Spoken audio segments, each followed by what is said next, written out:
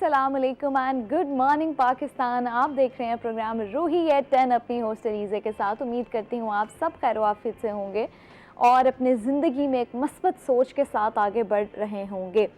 अच्छा जी, आज का दिन और आने वाले कुछ दिन जो हैं और जो पिछले कुछ दिन गुजर चुके हैं, ये हमारे लिए, हमारे पूरे मुल्क के लिए बड़े अहम थे। वो इसलिए कि हमारे पूरे मुल्क में दरियाए रावी, दरियाए चनाब, दरियाए सतलुज की अगर बात की जाए तो वहाँ पर जो हालात हैं, पानी की सूरत हाल है, जो एक सैलाब की सूरत हाल है, वो पूरे मुल्क को डबोती जा रही है। इसमें बहुत सारी बस्तियाँ, गाँव, देहात, बहुत सारी ऐसी सोसाइटीज़ शहरों की जो हैं वो सैलाब की नज़र हो चुकी हैं और मज़ीद नुकसानात भी अभी हो रहे हैं। अब इसमें क्या है कि अभी इस वक्त जो है दरियाए चनाब की सूरत हाल जो है वो काफ़ी हद तक ख़राब होती जा रही है। अगर हम तरीमों की बात करें तो वहाँ पर जो है पानी का बहाव हमें काफ़ी हद तक जो है वो सुस्त नज़र आ रहा है। यानी पानी का जो फ़्लो है, वाटर फ़्लो है, वो काफ़ी हद तक स्लो है। लेकिन अगर बात करें दरियाए चनाब की, हेड मोहम्मद वाला की, तो वहाँ पर पानी की रफ्तार तेज़ है। यानी अब आप देखें रावी और सतलुज, इनका भी पानी आकर जो है वो मिलना है तरीमों में और यहाँ से गुज़रना है मुल्तान से। तो इसमें जो आसपास के इलाके हैं उनको जो है वो 2 दिन के लिए यानी आज और कल का जो गुज़श्ता दिन गुज़र चुका है, हाई अलर्ट दिया हुआ था कि इन्हीं 2 दिनों में जो है वो पानी गुज़रेगा। लेकिन अभी इस वक्त जो है वो सूरत हाल काफ़ी हद तक तशवीशनाक दिखाई देती है और CPO और DPO जितनी भी रेस्क्यू टीम्स हैं वो मौजूद हैं मुजफ्फरगढ़ और मुल्तान को जो एक रोड कनेक्ट करती है वहाँ पर, जहाँ ब्रीचिंग पॉइंट्स बनाए गए हैं, वहाँ पर तमाम रेस्क्यू टीम्स भी मौजूद हैं।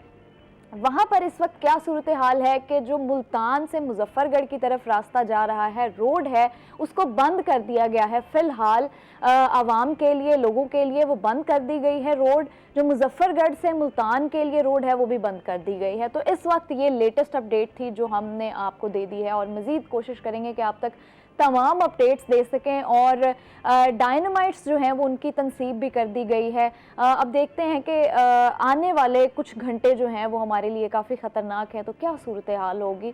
इस वक्त ना सिर्फ वो लोग जो मुतासरीन हैं वो इस वक्त ना तो परेशान हैं, बल्कि हम एज अ ह्यूमन बीइंग हम खुद परेशान हैं। हमारी इंसानियत हमें ये चीज़ अलाउ नहीं करती कि हमारे आसपास के लोग, हमारे बहन भाई, हमारे वतन के, हमारे मुल्क के लोग जो हैं वो इस वक्त परेशान हैं, तकलीफ़ में हैं, जो अपने घरों को छोड़कर बैठे हैं, जो अपने जान की हिफाजत करने के लिए अपने माल को भी छोड़ आए हैं। तो ये जो है वो एक लम्हा फ़िक्रिया भी है हमारी कौम के लिए और हमारे मुल्क के लिए जो है और हमारी हुकूमत के लिए भी। हमें कुछ स्टेप्स जो थे वो पहले ले लेने चाहिए थे, लेकिन जो है अब मुकम्मल तौर पर हम तैयार भी हैं। रेस्क्यू टीम्स भी वहाँ पर मौजूद हैं, लोगों को एवैक्यूएट भी किया जा रहा है, अभी तक एवैक्यूएशन का अमल भी जारी है। लेकिन यहाँ पर ये बात बड़ी इम्पॉर्टेंट है कि आवाम जो है वो मानने को तैयार नहीं है कि क्या ये सैलाबी रेला यहाँ से गुज़रेगा या नहीं गुज़रेगा। तो आवाम के लिए ये एक पैगाम है रेस्क्यू टीम्स की जानिब से, हुकूमत की जानिब से भी और हमारी जानिब से भी कि खुदारा अगर रेस्क्यू टीम्स आपके पास आके कुछ भी कह रही हैं कि आप हमारे साथ चलें, अपने घरों को छोड़कर हिफाजती मकामात की जानिब बढ़ें, तो आपको जाना चाहिए। हमारे साथ इस वक्त जो है ज़ुहैब बुखारी हैं, क्योंकि ज़ुहैब बुखारी हेड मोहम्मद वाला के मकाम पर मौजूद हैं। वहाँ पर वो हमें तमाम तर जो सिचुएशंस हैं उनसे आगाह करेंगे, क्योंकि वो वहाँ पर तमाम तर सिचुएशंस को देख रहे हैं। तो मेरी कोशिश होगी कि मैं आप तमाम लोगों तक तमाम अपडेट्स दे सकूँ। जी ज़ुहैब बताइएगा। जी बिल्कुल, इस वक्त हम जो है वो हेड गरेवाला के मकाम पर जो है वो मौजूद है और उसके बिल्कुल थोड़ा सा आगे ही जो है वो हेड मोहम्मद वाला का वो मकाम मौजूद है जहां पर ब्रीचिंग पॉइंट जो है वो बनाया गया है। और इस सिलसिले में अगर हम बात करें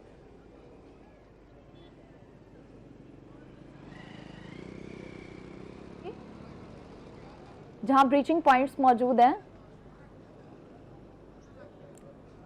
ज़ुहैब हम आपको सुन पा रहे हैं। जी जी, ये बिल्कुल सामने आवाज़। अच्छा चलें, आई थिंक कोई नेटवर्क का कोई इशू बन रहा है, लेकिन अभी इस वक्त जो मैंने आपको अपडेट्स थी वो लेटेस्ट अपडेट्स थी जो मैं आपको दे चुकी हूँ और हमारी कोशिश रहेगी कि हम आप तक तमाम तर जो लेटेस्ट न्यूज़ है वो आप तक पहुँचा सकें।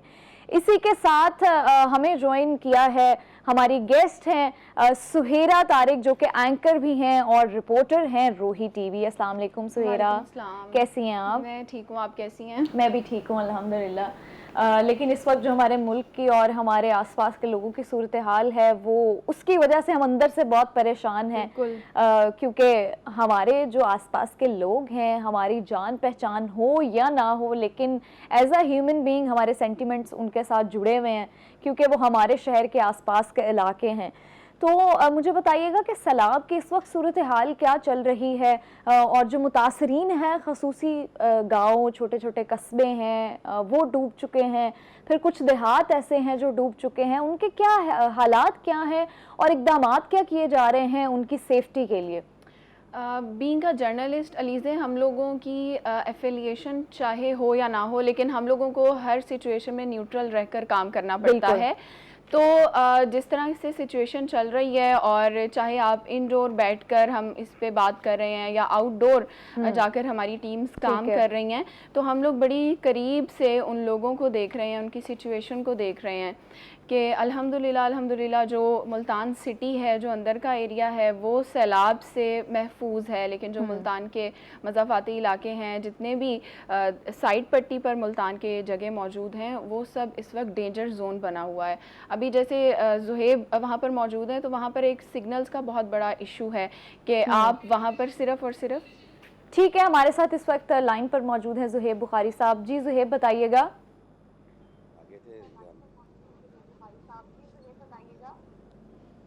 आज बिल्कुल इस वक्त हम हेड मोहम्मद वाला गरेवाला चौकी के करीब जो है वो मौजूद हैं, जहां पर हमसे थोड़ा ही फासले पर वो ब्रीचिंग पॉइंट है, जहां पर इस वक्त तमाम तर लोगों की नज़रें जो है वो मरकूज़ हैं, क्योंकि उसका फैसला होना जो है वो अभी बाकी है।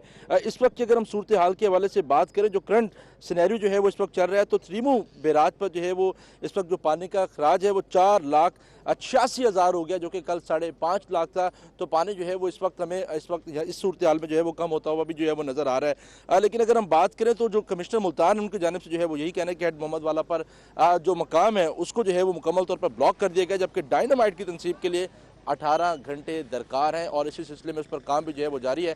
मेंबर कौमी असम्बली अली कासिम गिलानी जो है वो इस वक्त यहाँ पर विजिट भी कर रहे हैं। इससे कबल हमने देखा कमिश्नर मुल्तान, डिप्टी कमिश्नर और CPO भी जो है वो इस वक्त आबादी की जानिब जो है वो गए, और वो थोड़ी देर बाद जो है वो भी यहाँ पर मौजूद होंगे और हमें ज्वाइन करेंगे। लेकिन इससे कबल अली कासिम गिलानी जो है वो हमारे साथ मौजूद हैं, उनसे बात कर लेते हैं।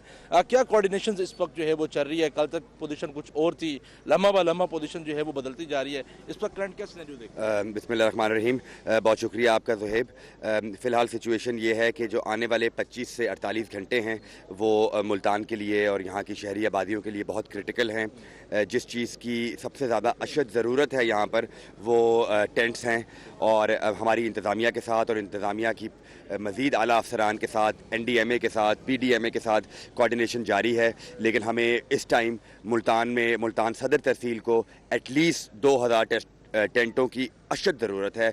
आज सुबह हमने चीफ़ रिलीफ कमिश्नर जो हैं पंजाब के, उनके साथ रब्ता किया है। उनसे हमने रिक्वेस्ट की है कि यहाँ पे इजाफी टेंट्स भिजवाए जाएँ। जो 3 लाख से ज़्यादा आबादी जो फ्लड अफेक्टेड लोग हैं वो सड़कों पे ज़िंदगी गुजारने पे मजबूर हैं, लेकिन हम कोशिश कर रहे हैं उन्हीं लोगों को फोकस करें जो 3 लाख लोग फ्लड बंद पे बैठे हैं, शुजाबाद कनाल पे बैठे हैं, उनको किसी तरह कोई रिलीफ हुकूमत की हम पहुंचा सकें। हुकूमत भी अपना काम कर रही है, डिस्ट्रिक्ट एडमिनिस्ट्रेशन भी 24 आवर जो है यहाँ पे एक्टिविटीज़ में मौजूद है, कोऑर्डिनेशन में मौजूद है। लेकिन इस टाइम अगर किसी चीज़ की सबसे ज़्यादा ज़रूरत है वो टेंट है और ड्राई राशन है। जी अच्छा, इस वक्त हम अकबर फ्लड बंद पर जो है वो मौजूद हैं। किसी दौर में जो है वो इसको भी जो है वो तोड़ा गया था, जब पानी का बहाव जो है वो सबसे ज़्यादा हुआ था।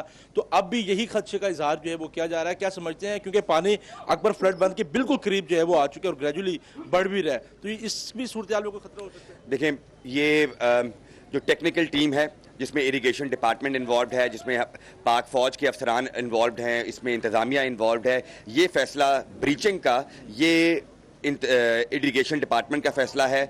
लेकिन जो बताया जा रहा है अकबर फ्लड बंद पे जब आज हाइड्रोलिक प्रेशर डेवलप होगा तो उसको ब्रीच किया जा सकता है, लेकिन उसकी रीइंफोर्समेंट के लिए चंद साल पहले स्टील की प्लेटें भी नस्ब की गई थी। तो तवक्को की जा रही है कि हम इंशाअल्लाह ताला ये 4 लाख 5 लाख या इससे ज़्यादा पानी भी खैर आफियत से यहाँ से गुजारेंगे। ठीक है, खैर आफियत से जो है वो यहाँ से गुजारेंगे। इस वक्त अगर हम कंडीशन की अगर हम बात करें तो इस वक्त ये रास्ते तकरीबन यहाँ पर जो है वो बंद कर दिए गए हैं। मेरा कैमरामैन फ़हीम शाह अगर आपको ये बराह रास्त मनाजिर जो है वो दिखा सके तो इस वक्त पुलिस की भी भारी नफरी जो है वो यहाँ पर तैनात कर दी गई। और जिस बंद पर इस वक्त हम मौजूद हैं अली जी, ये वो अकबर फ्लड बंद है जिसको पहले भी माजी में भी जो है वो तोड़ा गया था, क्योंकि पानी को जो है वो शहरी आबादी से जो है वो बचाना था। तो ये वो एक ऐसा पॉइंट है, तो मीडिया को भी आगे जाने की इजाज़त जो है वो नहीं है। तो लम्हा ब लम्हा सूरत हाल जो है वो बदल रही है, क्योंकि अभी हमने देखा कि डिप्टी कमिश्नर मुल्तान और दीगर भी लोग जो हैं वो यहाँ का दौरा करके गए। ठीक है ज़ुहैब, बहुत शुक्रिया। ज़ुहैब और अली कासम गिलानी साहब हमारे साथ मौजूद थे, जिन्होंने हमें तमाम अपडेट से आगाह किया। और इससे ये पता चलता है कि हमें इंडिविजुअली एफर्ट करने की ज़रूरत है। हुकूमत देखें अपनी तरफ से काम कर रही है, हुकूमत जो है वो एफर्ट भी कर रही है। फ्लड अफेक्टेड एरियाज़ बहुत ज़्यादा हैं, फ्लड अफेक्टेड लोग बहुत ज़्यादा हैं और हुकूमत जितना हो सकता है वो काम करिए। लेकिन इस वक्त ज़रूरत जो है वो हमें इंडिविजुअली काम करने की है। हमें इस वक्त एक एक बंदे को जो है वो अकेले बढ़ के आगे आना है और उन लोगों के लिए काम करना है जो फ्लड अफेक्टेड लोग हैं या जहाँ पे जिनको खदशा है कि वो मुतासर हो सकते हैं इस चीज़ से। हमें ज़ुहैब ने ये भी बताया कि इस वक्त वहाँ पर जो है वो टेंट्स की शदीद ज़रूरत है, क्योंकि आप गर्मी देखें, जिन 3 लाख से ज़ायद लोगों को, तकरीबन 4 लाख लोगों को इवैक्यूएट किया गया है, उनके लिए रहने के लिए, उनके बैठने के लिए जगह होनी ज़रूरी है। तो इसलिए आप इंडिविजुअली कोशिश करें, एफर्ट करें कि आगे आएँ।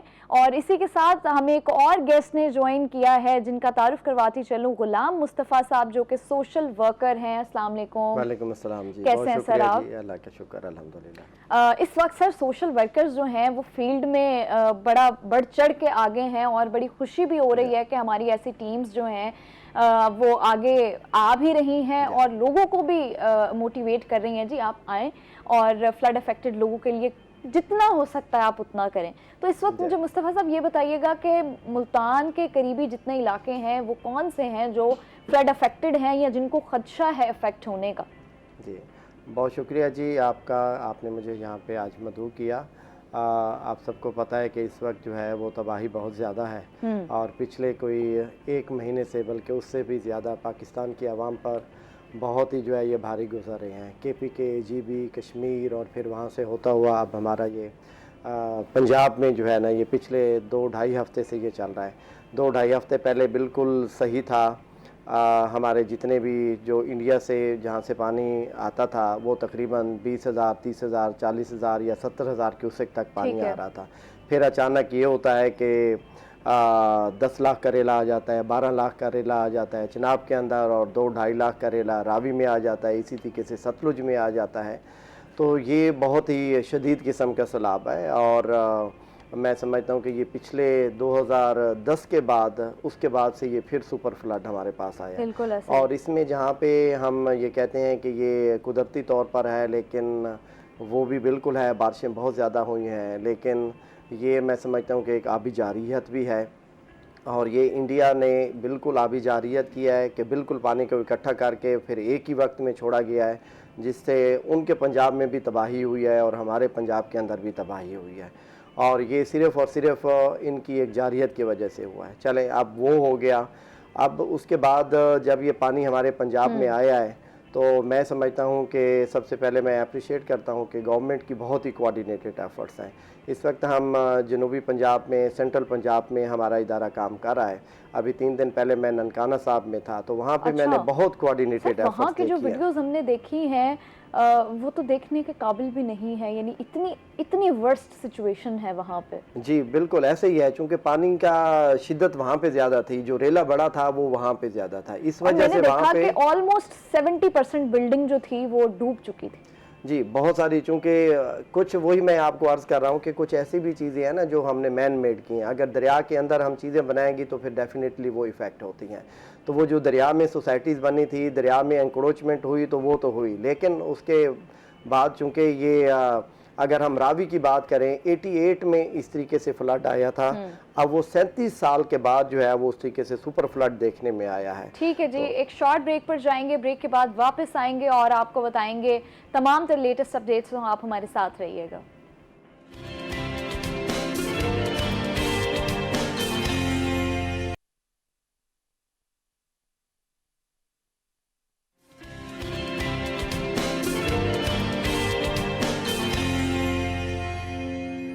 वेलकम बैक नाज़रीन। एक शॉर्ट ब्रेक के बाद हम वापस आ चुके हैं और जैसे कि आप जानते हैं कि हम आज फ्लड अफेक्टेड लोगों के बारे में बात कर रहे हैं। हमारे साथ सोशल वर्कर भी मौजूद हैं। अच्छा साहब, मुझे ये बताइएगा, मैंने आपसे पूछा कि मुल्तान के करीबी ऐसे कौन से एरियाज़ हैं जिनको फ्लड से अफेक्ट होने का ख़दशा है इस वक्त? जी, मुल्तान का जो बेल्ट है वो काफ़ी लंबा है, झोंक वैन से शुरू होकर जलालपुर तक जाता है। ये तकरीबन 100 किलोमीटर से जो है वो ज़्यादा की पट्टी है और ये मुल्तान जो है वो इस वजह से भी ज़रा शदीद ख़तरे में आ जाता है कि उधर से चनाब दरिया आ रहा होता है, उधर से रावी दरिया आ रहा होता है। तो ये सारे मिलकर ज़रा ये मिलके, चूँकि ये जो बंद बोसन झोंक वैसे उससे ऊपर से जो है वो दरिया रावी वहाँ से शुरू होता है तो जलालपुर तक जाता है। तो तकरीबन 100 किलोमीटर की ये पूरी पट्टी है जिसमें जो है वो सैकड़ों देहात जो है वो कस्बे हैं, मौजे हैं। हाँ जी, वो मुतासिर। ठीक है जी, हमारे साथ एक कॉलर लाइन पे है, कॉल ले लेते हैं। अस्सलाम वालेकुम। वालेकुम अस्सलाम रहमतुल्लाह। मुमताज बोल रहा हूँ। जी जी मुमताज जी, बताइएगा क्या सवाल है?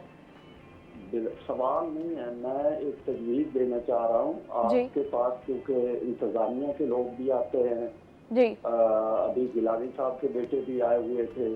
जी जी। अर्ज ये है कि हर 3 साल बाद 2 साल बाद पानी आता है और ये जो गरे वाला चौक है इससे आगे जाके सड़क को तोड़ा जाता है। ठीक है। तो वो जो जगह है वो दरिया की अपनी जगह है, वहाँ से दरिया बहता रहता था पहले जब पुल नहीं बना था। तो उस जगह पे हर 3 साल बाद हम करोड़ों रुपया खर्च करते हैं, ट्रैफिक ब्लॉक रहती है। अब इस दफा जब वो जगह तोड़ी जाए तो वहाँ सड़क बनाने की बजाय पहले पुल बनाया जाए, 200 फुट 3 फुट 100 फुट का पानी पुल बना दे। दरिया का पानी दोबारा दरिया चनाब में दाखिल हो जाता है। वो पानी किसी आबादी को नुकसान नहीं पहुंचाता अगर वहाँ पे हम पुल बनाते हैं, और ये करोड़ों रुपए हर साल हुकूमत पाकिस्तान के बच्चे हैं, यही पब्लिक पे लग सकते हैं। आप लोग इंतजामिया से ये सवाल करें, इंतजामिया के लोग आ रहे हैं, ये तजवीज़ दें कि इस दफा जब ये तोड़ा जाए तो इसको लाजमी तौर पे 300-400 फुट का पुल बना दिया जाए। बहुत शुक्रिया आपकी कॉल का, थैंक यू वेरी मच। जी मुस्तफ़ा साहब, वैसे सजेशन तो अच्छा है। नहीं जी, ये बिल्कुल बेहतरीन उनकी सजेशन है। देखें, हमें जो है वो एक लॉन्ग टर्म पॉलिसी के ऊपर आना चाहिए। क्यों नहीं सोचा? नहीं, हुकूमत को पता है, ऐसे नहीं है कि हुकूमत को पता नहीं है। असल में 2010 में फ्लड आया, 2014 में फ्लड आया, बहुत सारी कंसल्टेशंस हुई, लेकिन अनफॉर्चुनेटली उस तरीके से अभी पॉलिसी नहीं हो सकी।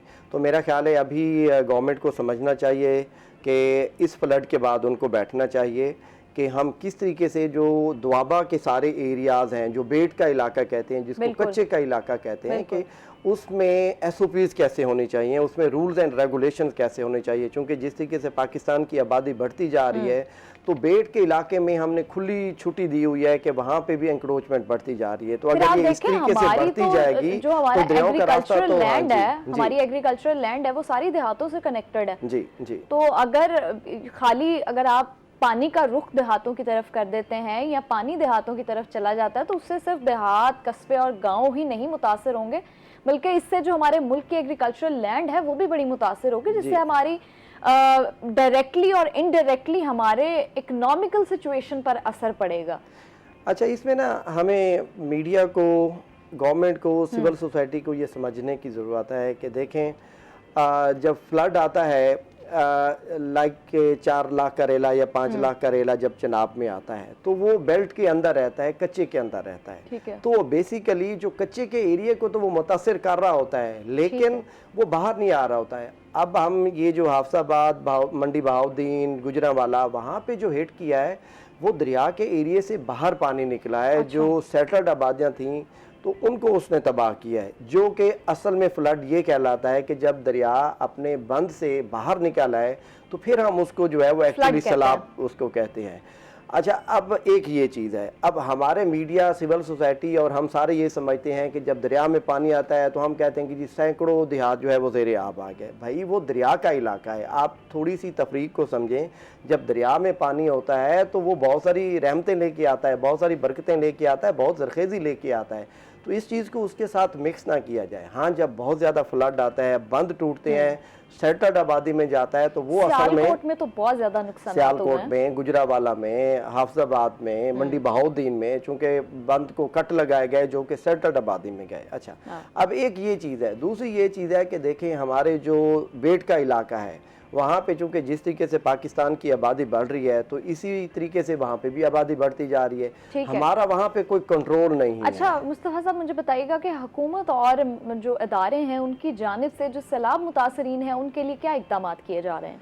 जी, मैंने पहले भी अर्ज़ किया है कि मुझे काफ़ी बेहतर कोऑर्डिनेटेड एफर्ट्स लग रही हैं, चूँकि तबाही बहुत ज़्यादा है, लोग परेशान हैं, इसमें कोई शक वाली बात नहीं है। लेकिन इसके बावजूद भी बहुत कोऑर्डिनेटेड एफर्ट्स हैं, रेस्क्यू है, सिविल डिफेंस है, जितने भी डिपार्टमेंट है आपस में कोऑर्डिनेशन के साथ काम कर रही हैं। और इस वक्त चूँकि लोग एवैक्यूएट होके बंदों की तरफ या अपने रिश्तेदारों की तरफ जा चुके हैं, लेकिन हम चूँकि मुल्तान और मुजफ्फरगढ़ में इस वक्त गवर्नमेंट के साथ मिलके रिलीफ कैंप में जो है ना वो हम हिस्सा बटा रहे हैं। तो हमारा एक रिलीफ कैंप रंगपुर पे जो है वो मौजूद है, जो गवर्नमेंट ने बनाया है। तकरीबन उसमें राशन दिया जा रहा है, उसमें 800 फैमिली मौजूद है। अभी इस वक्त जो है ना, ये भी एक मैसेज लोगों को बताने की ज़रूरत है कि इस वक्त लोगों की जो ज़रूरत है वो या तो आप कुक्ड फूड उनको पड़ें या फिर आप इस तरह की चीज़ दें, लाइक जैसे खजूरें हैं, जैसे चने हैं, बिस्किट्स हैं, ये चीज़ें दें। अभी अगर आप दालें, चावल और जो है वो आटा वगैरह लेके जाएंगे तो वो किसी काम का नहीं है, वो बल्कि उल्टा ख़राब होता है। तो ये 2-3 चीज़ें जो है वो आप लेके जाएं। अगर जो भी हमारे शहरी चूँकि बढ़ चढ़ के हिस्सा ले रहे हैं तो जहाँ पे भी बंदों के ऊपर या जहाँ पे लोग हैं तो इस बात का भी ज़रा ख्याल रखें। मुझे बताइएगा कि लोकेशन क्या है, क्योंकि यूजुअली लोगों को नहीं पता होता कि हमने कहाँ जाके जो है वो चीज़ें तकसीम करनी है। लोकेशन बता दें। हाँ जी, ये बहुत अहम है क्योंकि इस वक्त जो है ना अच्छा, लोकेशन हम जानेंगे आपसे, लेकिन एक छोटे से वक्फे के बाद आपको बताएंगे कि वो कौन सी ऐसी जगह है जहाँ जाकर अगर आप एफर्ट करना चाहते हैं तो कर सकते हैं। ब्रेक के बाद वापस आएंगे, आप हमारे साथ रहिएगा।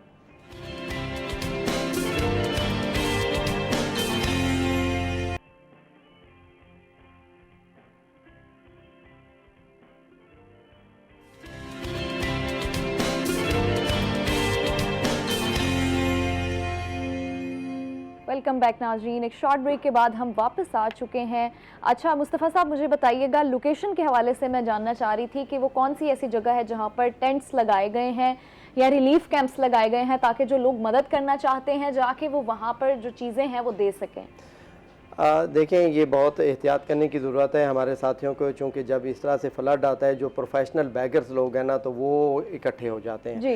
कल भी 2-3 जगहों पे ऐसे मसला हुआ, गवर्नमेंट टेंट लेके आई तो वहाँ पे हल्ला बोल दिया। अच्छा। बेचारे वहाँ पे पटवारी साहब थे, तहसीलदार थे, तो उनसे भी वो छीन के ले गए।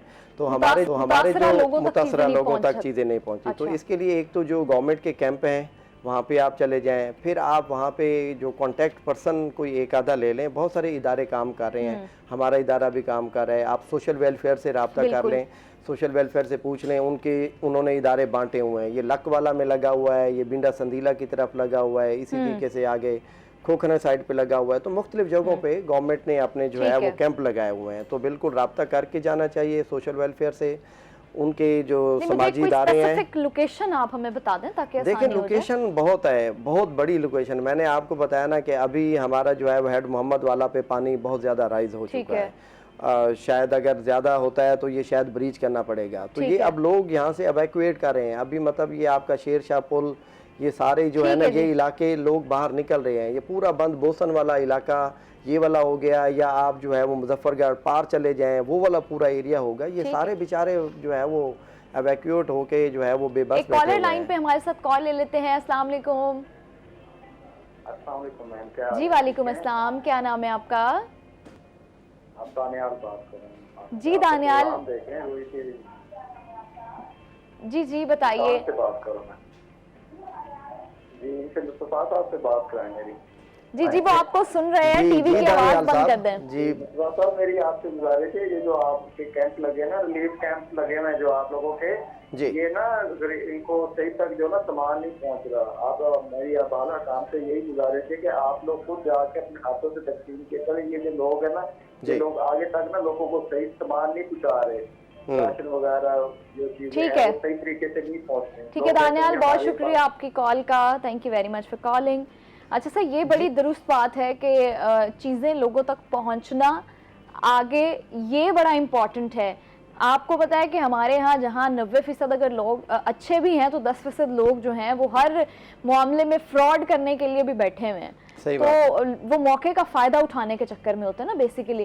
तो कोशिश करें कि आप लोग भी अगर कोई एफर्ट करना चाहते हैं तो आप जाएं और जाके पर्सनली लोगों को मिलकर जो है वो चीज़ें तकसीम करें, और उनकी भी आपसे यही गुजारिश है कि आप पर्सनली। दानियाल साहब सही फरमा रहे हैं। देखें वो बहुत सारी जगहों पर ऐसे मामलात हो रहे हैं कि लोग ऐसे ही बगैर राब्ते के जाते हैं और फिर जो बैगर्स और जो वो लोग होते हैं जो इफेक्टेड नहीं होते हैं उनको चीज़ें दे के आ जाते हैं। तो मैं ये कह रहा हूँ कि आप जो भी हमारे रिलीफ वाली NGOs हैं गवर्नमेंट के साथ कोऑर्डिनेशन के साथ जा रही हैं, शहरियों ने अगर जाना है कोई मदद करनी है तो वो सोशल वेलफेयर से और उन NGOs के जरिए भी जा सकते हैं और डायरेक्ट गवर्नमेंट के जरिए भी जा सकते हैं। ठीक है जी। सुहेरा, मुझे बताइएगा कि विमेन चैम्बर ऑफ कॉमर्स जो है वो ख़वातीन ग्रोथ के लिए क्या इकदाम कर रहा है और क्या सहूलियात फ्राहम कर रहा है, क्योंकि इस वक्त जो हमारे मुल्क की सूरत हाल भी है और हमारे जो मुल्क की इकनॉमिकल सिचुएशन भी है, अगर उसको हम देखें तो ख़वातीन को भी बिज़नेस और एंटरप्रेन्योरशिप की बहुत ज़रूरत है इस वक्त, ताकि वो खुद को भी देख सकें और हमारे मुल्क की भी इसमें इकनॉमिकली बड़ी हेल्प होगी। नहीं, आपने बड़ा अच्छा सवाल किया अलीज़े। अगर आप अलाउ करें तो मैं थोड़ा सा ना, वैसे तो हमने फ़्लड के ऊपर काफ़ी सारी बात कर लिया, लेकिन कुछ चीज़ें हैं जो मेरे ख़्याल से अगर हमारी कोई ऑडियंस अभी देख रही है, जैसे कुछ लोगों का सवाल है कि हमें मुतबादिल कौन से रास्ते इस्तेमाल करने चाहिए। ज़ुहेब अभी हमें हेड मोहम्मद वाला से अपडेट कर रहे थे और सर ने बताया, तो मैं ये भी बताना चाहूँगी कि आज जो है आज रात मुल्तान में हेड मोहम्मद वाला पर 8 लाख क्यूसेक का रेला पहुँचना है, जिसकी वजह से कल से बताया जा रहा है कि आज और कल की जो डेट्स हैं इनमें हाई अलर्ट है। बिल्कुल ऐसे ही हाई अलर्ट है। इसके अलावा झंग पर हेड तरीमू में आज जो है वो 9 लाख क्यूसेक का रेला पहुंचना है। तो अगर वो लोग जो हेड मोहम्मद वाला रोड को यूज़ नहीं करें तो वो चनाब पुल का इस्तेमाल कर सकते हैं। और इसके अलावा मैप्को की अगर हम बात करें तो वहाँ पर सबसे बड़ा जो मसला है फ्लड अफेक्टेड एरियाज़ में वो बिजली का भी है कि वहाँ पर कोई 140 के करीब जो फीडर्स हैं और जो ट्रांसफार्मर्स हैं वो बंद कर दिए गए हैं, वहाँ पर बिजली नहीं है। कैंप्स के अंदर जो सिचुएशन है वो इतनी वर्स्ट है, क्योंकि मैं खुद देख कर आई हूँ तो मैं चाहती हूँ कि इस पर बात हो कि एक कैंप के अंदर 2 से 3 या 4 फैमिलीज़ मजबूरन रह रही हैं। और देखिए अंदर कितना होता है, बहुत छोटा सा होता है, बिल्कुल बमुश्किल रह सकती है, एक फैमिली बमुश्किल रह सकती है। उसके अंदर जस्ट उन्होंने 3 या 2 चारपाइयाँ उनको दी हैं, पानी वो लोग खुद अरेंज करें, वहाँ पर वॉशरूम्स नहीं है। सबसे बड़ी बात है ख़वातीन और बच्चे जो हैं उनके लिए ये बहुत बड़ी प्रॉब्लम है कि वो वॉशरूम कहाँ पर जाएंगे, वॉशरूम का इशू है। और फिर खाना भी वहाँ पर सिर्फ गवर्नमेंट की तरफ से उनको मिल रहा है जिनको कैंप अलॉट किए गए हैं। आप देखो कि मैं गई थी बस्ती लंगड़ियाल वाला जो इलाका है वो हेड मोहम्मद वाला वाली साइड पे ही आता है, तो वहाँ पर कोई हज़ारों की तादाद में लोग बेघर हो गए हैं। लेकिन वहाँ पर टेंट सिर्फ, या जिसको हम खैमे कहेंगे, वो कितने लगाए गए हैं 25 से 30 के करीब, और उसमें इतनी ही फैमिलीज एडजस्ट हो सकती हैं। हमें इस वक्त ज़रूरत भी है कि हम जाके कैंप्स लगाएं और टेंट्स की जो है वो फराहमी को यकीनी बनाएं। सर, आपका इदारा इसमें और आप किस तरह से, क्या इनिशिएटिव लिया जा रहा है आपकी तरफ से कि ये जहाँ पे लैकिंग्स आ रही हैं आप एटलीस्ट उनको हम फुलफिल कर सकें? देखें, सुधीरा ने सही बात की है, लेकिन मेरे ख्याल है थोड़ा सा हमें फैक्ट्स के ऊपर जाना चाहिए। तबाही बहुत बड़ी है, ठीक है, लोग जो इफेक्टीज आ रहे हैं उनको भी अंडरस्टैंड करने की ज़रूरत है कि देखें उनको पता है कि ये साल बाद, 2 साल बाद, 5 साल बाद ये फ्लड आता है। तो जैसे हम अपने घर की एक प्लानिंग करते हैं कि भाई सर, लेकिन फ्लड भी तो हमारी वजूहात है जी, ना। मैं वही मैं इसको कंप्लीट कर लूँ। तो देखें, ये लोग जो कच्चे के एरिया से इलाके से निकलते हैं उनको पता है कि साल बाद, 2 साल बाद, 5 साल बाद फ्लड आना है, ठीक है। तो एक तो क्यों आना है, मतलब बाकी ममालिक में ऐसा क्यों नहीं होता कि हर 2 साल बाद, 4 साल बाद फ्लड का आना लाजमी है? नहीं, देखें, ये तो दो चीजें, 2-3 चीज़ें हैं। देखें ना, कुछ जो ब्लेसिंग्स हैं जिनको हम अपने लिए अजाब बना रहे हैं। दरिया में अगर 5-7 लाख का क्यूसेक पानी आता है तो दिस इज़ ब्लेसिंग। हमारे पानी नहीं है हमारे मुल्क में, तो ये इस पानी को, हाँ, जब जैसे अब 10-12 लाख का आया है तो वो एक ज़ाहिर है क्लाइमेट चेंज का जो एक मसला हो रहा है वो एक हो रहा है। लेकिन Climate मैं change जो भी, आज करना चाह रहा हूँ लेकिन देखें हमारे पास ये सहूलियात होनी चाहिए कि अगर हमारे पास इतना पानी आ जाता है तो हमारे पास स्टोरेज के बिल्कुल। लिए मैं या यही कुछ ऐसे वसाइल होने या- चाहिए कि हमारी आबादी उससे एटलीस्ट अफेक्ट ना हो सके। बिल्कुल। देखें अभी सतलुज में, रावी में और चनाब में इतना सारा पानी आया है। चलें चनाब के ऊपर कुछ ये हेडवर्क्स वगैरह मौजूद हैं, ठीक है। रावी के ऊपर मौजूद हैं, हमारे सतलुज के ऊपर नहीं है। इन दरियाओं के ऊपर भी और कल परसों मैं एक बंदे की तजवीज़ सुन रहा था, वो बड़ी अच्छी तजवीज़ थी कि सतलुज हमारा पूरा रोही जो है वो बेआबाद पड़ा है। अगर वहाँ पे हेडवर्क्स बना के पानी का रुख जब इस दौर में Exactly. इस तरह के मौसम में पानी आता है तो हम पानी वहाँ पे स्टोरेज सर कर मुझे सकते हैं। बताइएगा आपके इदारे की जानिब से और आप लोगों की जानिब से कौन से इनिशिएटिव्स लिए जा रहे हैं ताकि आवाम तक जो है वो टेंट्स और ये चीज़ें आसानी से पहुँचाई जा सकें? देखें जो इस वक्त सूरत हाल है वो सबसे पहले तो रेस्क्यू की सूरत हाल है। गवर्नमेंट भी लगी हुई है और एनजीओज़ के लोग भी जहाँ जहाँ पे उनके पास वसाइल मौजूद हैं वो लोगों को रेस्क्यू करने के लिए इसमें तैयार हैं। अच्छा, अब जो टेंट वाला मैं अगेन कह रहा हूँ कि ये टेंट और ये चीज़ें वहाँ पे जो अनसेटल्ड एरिया के अंदर फ्लड आया है, असल में पहले उनका राइट बनता है कि चूँकि वो फ्लड में नहीं थे। मैं इसकी मिसाल ऐसे आपको दूँ कि आप रोड पे आ रहे हैं, एक बंदा गलत साइड से आ रहा है और वो जो राइट बंदा आ रहा है उसमें वो टक्कर लगा देता है, ठीक है जी। अब जो राइट साइड पे बंदा है उसका नुकसान हो गया, जो गलत साइड पे आ रहा है उसका तो होना ही होना था। उसने अपना भी नुकसान किया, दूसरे का भी नुकसान किया। लेकिन सर फिर जब हम दोनों का नुकसान हो जाएगा तो बचाएंगे तो हम दोनों को ही एज अ ह्यूमन बीइंग, इंसानियत तो मैं ये कहती हूँ ना, हम दोनों को बचाएं। लेकिन मैं सिर्फ फ्यूचर की बात कर रहा हूँ कि देखें आप गवर्नमेंट को हमें और हमें ये बताने की, ये काम करने की जरूरत है कि जो हमारे बेट के मैं अभी इलाके में, फिलहाल ये पूछना चाह रही हूँ कि ताकि जो लोग आपके थ्रू हेल्प करना चाहते हैं उनके लिए आसानी हो जाए कि आपका इदारा इस वक्त क्या इनिशिएटिव्स ले रहा है फ्लड अफेक्टेड लोगों के लिए? देखें एक तो जाहिर है वो रिलीफ कैंप्स हैं, ठीक है। रिलीफ कैंप लिमिटेड लोग जो है वो कर रहे हैं। बहुत सारे लोग बेचारे वो परेशान हैं इस वक्त भी। अगर किसी के पास कोई वसाइल मौजूद हैं तो वो बिल्कुल टेंट की शक्ल में लोगों की मदद कर सकते हैं, हम तक पहुंचा सकते हैं, लोगों तक डायरेक्ट जो है ना वो पहुंचा सकते हैं। लेकिन एक तरीकाकार के मुताबिक जाएं, चूंकि ये जो है वो दूसरे अनासिर बहुत सारे हैं जो आप चीज लेके जाते हैं वो फिर उन लोगों तक जो है ना वो नहीं पहुंचती है, जिनके पास ऑलरेडी नहीं है। फूड ले जाएं। अच्छा, दूसरा जैसे मैंने अर्ज किया है कि अगर आप ड्राई आइटम में ना ये 3-4 चीजें कर लें, आप खजूरें कर लें, बिस्किट्स कर लें, ठीक है, और ये चना वगैरह जो ये भुना हुआ चना है, मुझे इंफॉर्मेशन मिली कि वहाँ पर पानी, पीने का पानी जो है वो भी नाकस है। बिल्कुल आपकी सही और बात है। आपको पता है कि वबाई अमराज जो हैं, जब ऐसी कोई सूरत हाल होती है तो वबाई अमराज भी अपना सर उठा लेती हैं। तो इस वक्त जरूरत यह है कि आप उन्हें पीने का साफ सुथरा पानी भी फराहम करें। बिल्कुल बिल्कुल, ये तो अच्छा, पहली जरूरत है। और बंदे बीमार इसी वजह से हो रहे हैं। 2 चीज़ों का जो है वो मैसेज हमारा लोगों तक जो फ्लड डिफेक्टीज हैं वो जाना चाहिए। नंबर 1 तो हाइजीन का कोशिश करें, जितना ख्याल हो सकता है ख्याल करें, हाथ धो के खाना खाएं, ठीक है, और पानी साफ पिएं। ये 2 चीज़ों की खास तौर पर जो हमारी हामला खवातीन हैं, बच्चे हैं या बुजुर्ग हैं, वो इस वक्त ज्यादा वल्नरेबल हैं। तो इस वक्त उनके ऊपर जो है वो ज्यादा सेंसिटिव भी होता है। अच्छा सुहेरा, मुझे विमेन चैम्बर ऑफ कॉमर्स की जानिब से जो स्टेप्स लिए जा रहे हैं एंटरप्रेन्योरशिप को या विमेन को प्रमोट करने के लिए, वो बताइएगा कि क्या सहूलियात फराहम की जा रही हैं ख़वातीन के लिए? विमेन चैम्बर की जानिब से ख़वातीन के लिए काफ़ी सारे स्टेप्स लिए गए हैं। अभी रिसेंटली वहाँ पर लेडीज़ क्लब जो है उसको फॉल किया गया है, फंक्शनल किया गया है।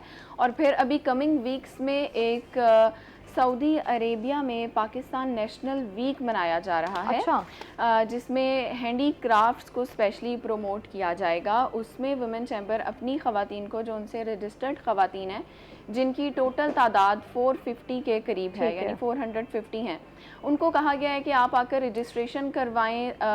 उसमें मोस्टली जो एक्सपेंसेस होंगे वो चैम्बर, विमेन चैम्बर जो है वो खुद पूरे करेगा। अच्छा, 50,000 के, हाँ बिल्कुल 50,000 के करीब जो है उन्होंने रजिस्ट्रेशन फ़ीस देनी है उन ख़वातीन ने जो कि विलिंग हैं वहाँ जाने के लिए। उसमें उनको उम्रा पैकेज भी फ्राहम किया जा रहा है। सिर्फ 50,000 रुपये? 50,000 रुपये में। उसमें जो स्टॉल्स वगैरह की फ़ीस है वो अलग होगी। मैं आपको सिर्फ रेजिडेंशियल और जो टिकट वगैरह का है वो मैं आपको बता रही हूँ।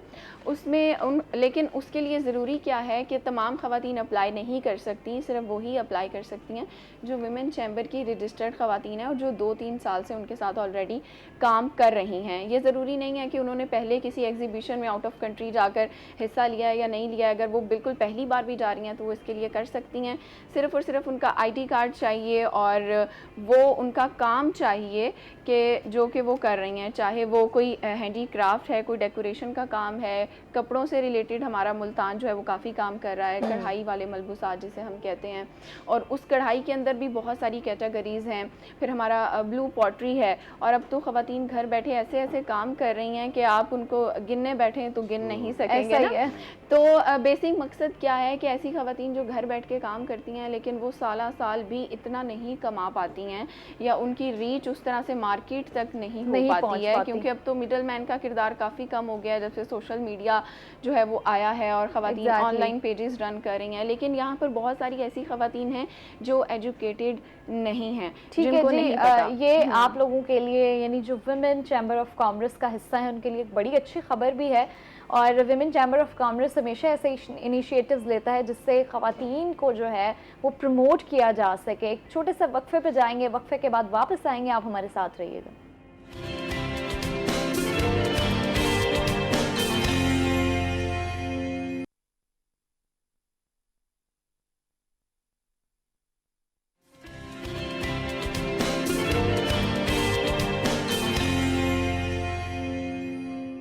वेलकम बैक नाज़रीन, एक शॉर्ट ब्रेक के बाद हम वापस आ चुके हैं। अच्छा मुस्तफ़ा साहब, मुझे ये बताइएगा कि सैलाब से जो मुतासर हुए हुए लोग हैं उनको फ़ौरी रिलीफ फराहम करने के लिए सबसे बड़ी जो रुकावट है वो क्या पेश आ रही है? देखें, रुकावट तो नहीं है, एक ज़रूरत बहुत ज़्यादा है और जो है वो पीछे से सप्लाई की कमी है, फैसिलिटी की कमी है। ठीक है जी, चलें वो कुछ थोड़ी बहुत कोई और लोग भी ले जाते हैं तो चलें वो एक अलग इशू है, लेकिन लाखों की तादाद में लोग हैं। ऐसा ही है। और अब गवर्नमेंट भी लाखों की तादाद को कैसे खाना फराहम करे। अच्छा, बाकी लोग भी, NGOs के पास भी महदूद वसाइल होते हैं, तो इस वक्त इफेक्टिव्स बहुत ज़्यादा हैं, वसाइल कम हैं, लोग अच्छा हमारे मुल्तान में तो मुस्तफ़ा साहब इंडस्ट्रियलाइजेशन भी बहुत ज़्यादा है, इंडस्ट्रियलिस्ट भी बैठे हैं और बड़े बड़े बिजनेसमैन भी बैठे हैं। तो मेरी उनसे भी गुजारिश है कि अभी इस वक्त जो है मुल्क को, पूरी कौम को आपकी ज़रूरत है, इसलिए गुजारिश है कि आप लोग आगे आएँ और इंडिविजुअली एफर्ट करें।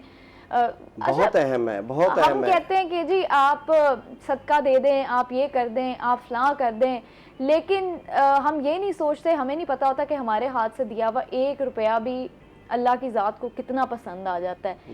यानी नीयत आपकी इतनी साफ होती है।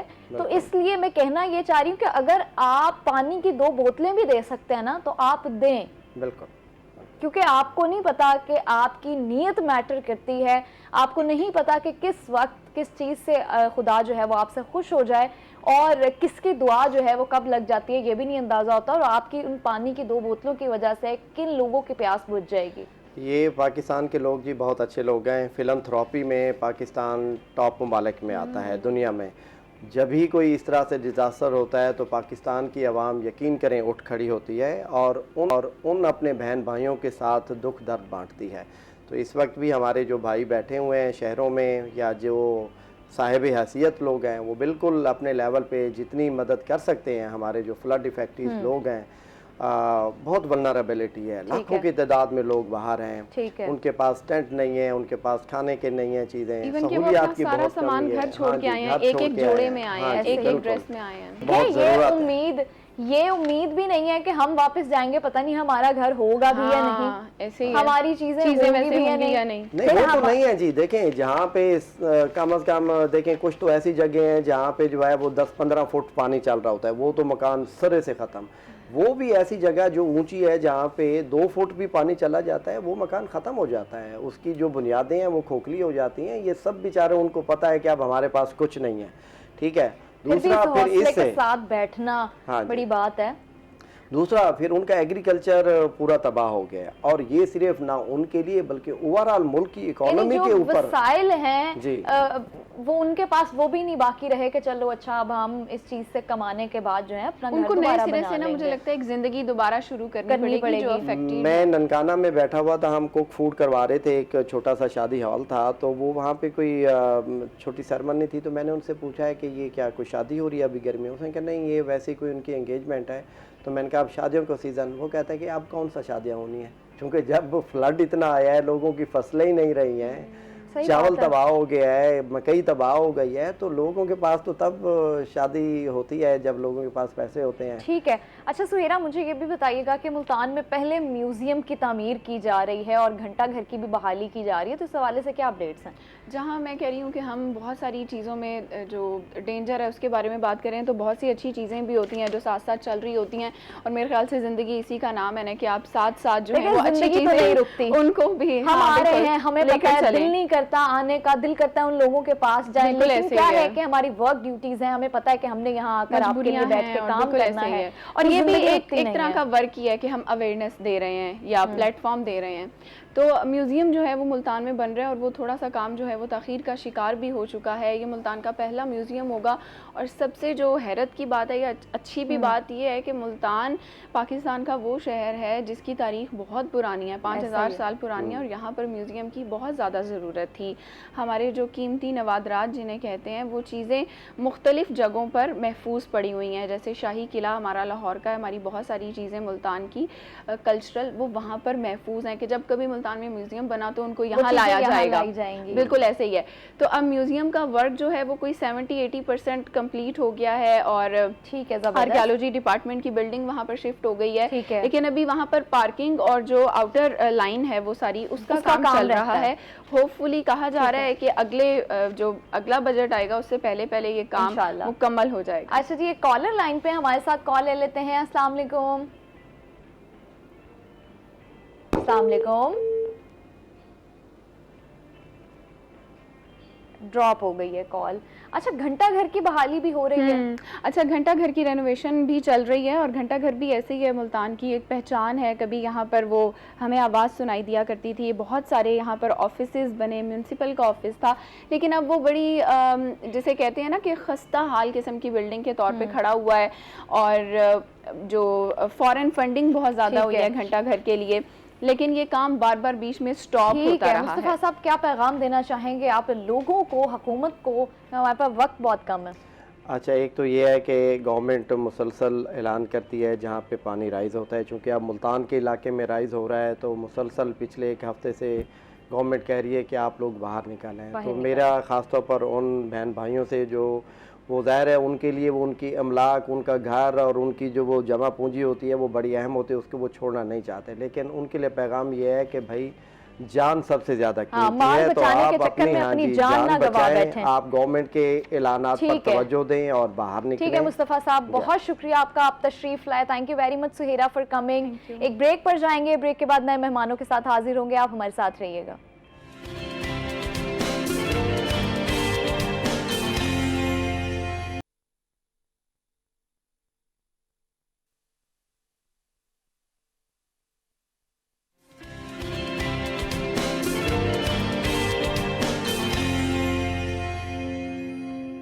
वेलकम बैक नाजरीन, एक शॉर्ट ब्रेक के बाद हम वापस आ चुके हैं। अच्छा जी, हमारे यहाँ आपको पता है कि ख़वातीन के कुछ ऐसे मसाइल हैं जो हल नहीं होते, जैसे कि स्किन के प्रॉब्लम्स होना, हेयर प्रॉब्लम्स होना, हेयर ग्रोथ के प्रॉब्लम्स होना, ये बड़े अहम मसाइल हैं ख़वातीन के जो हल होते हुए बड़ा टाइम ले जाते हैं।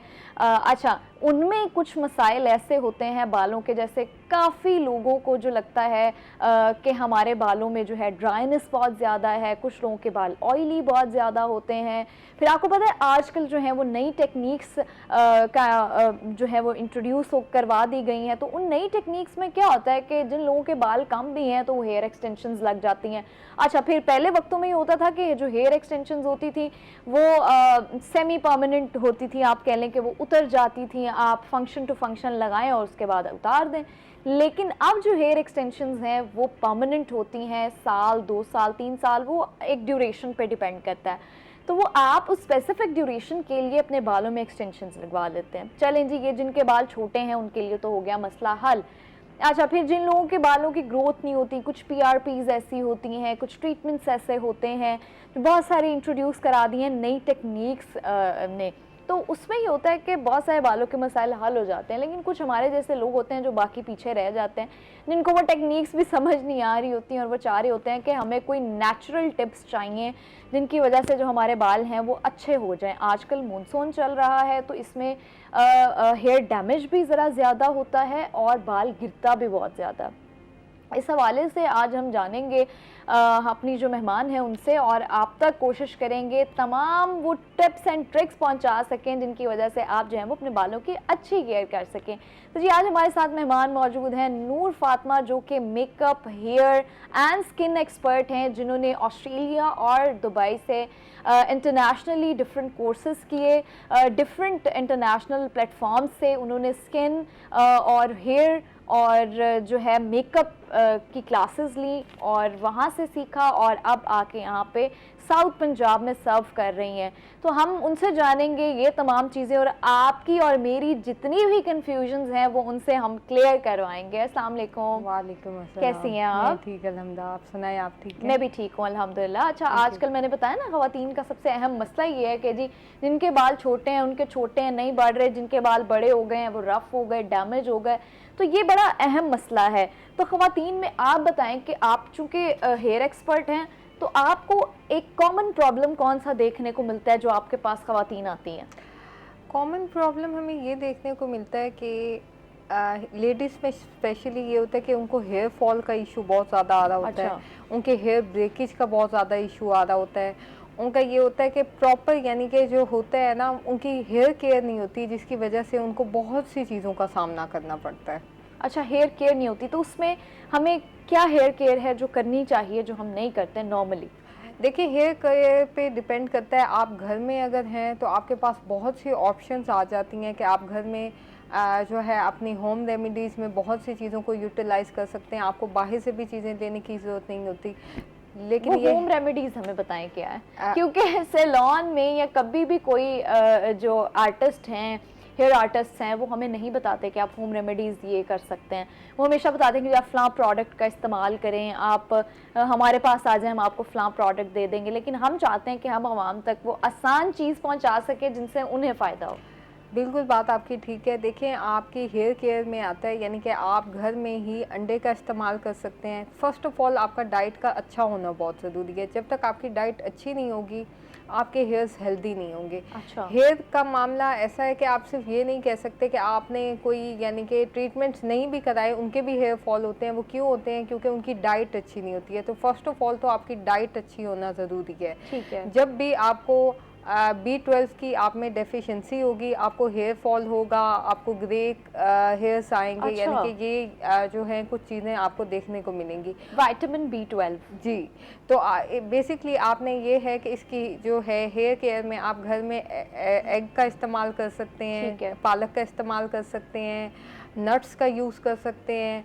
और ये है कि अपनी डाइट को जितना अच्छा आप बेहतर बनाएंगे उससे ये होगा कि वो आपके हेयर्स का बहुत अच्छा उसमें यानी कि स्किन और हेयर दोनों को अच्छा करेगी। ठीक है, यानी डाइट में हम ड्राई फ्रूट्स खा सकते हैं, हम पालक खा सकते हैं, और जो आपने बात की विटामिन B12 वाली, एक बड़ी इंपॉर्टेंट बात है कि आजकल तो वैसे मेरा भी बड़ा हेयर फॉल हो रहा है, लेकिन मुझे लगता है कि शायद स्टाइलिंग की वजह से हेयर फॉल ज़्यादा हो रहा है, तो इज़ इट ट्रू?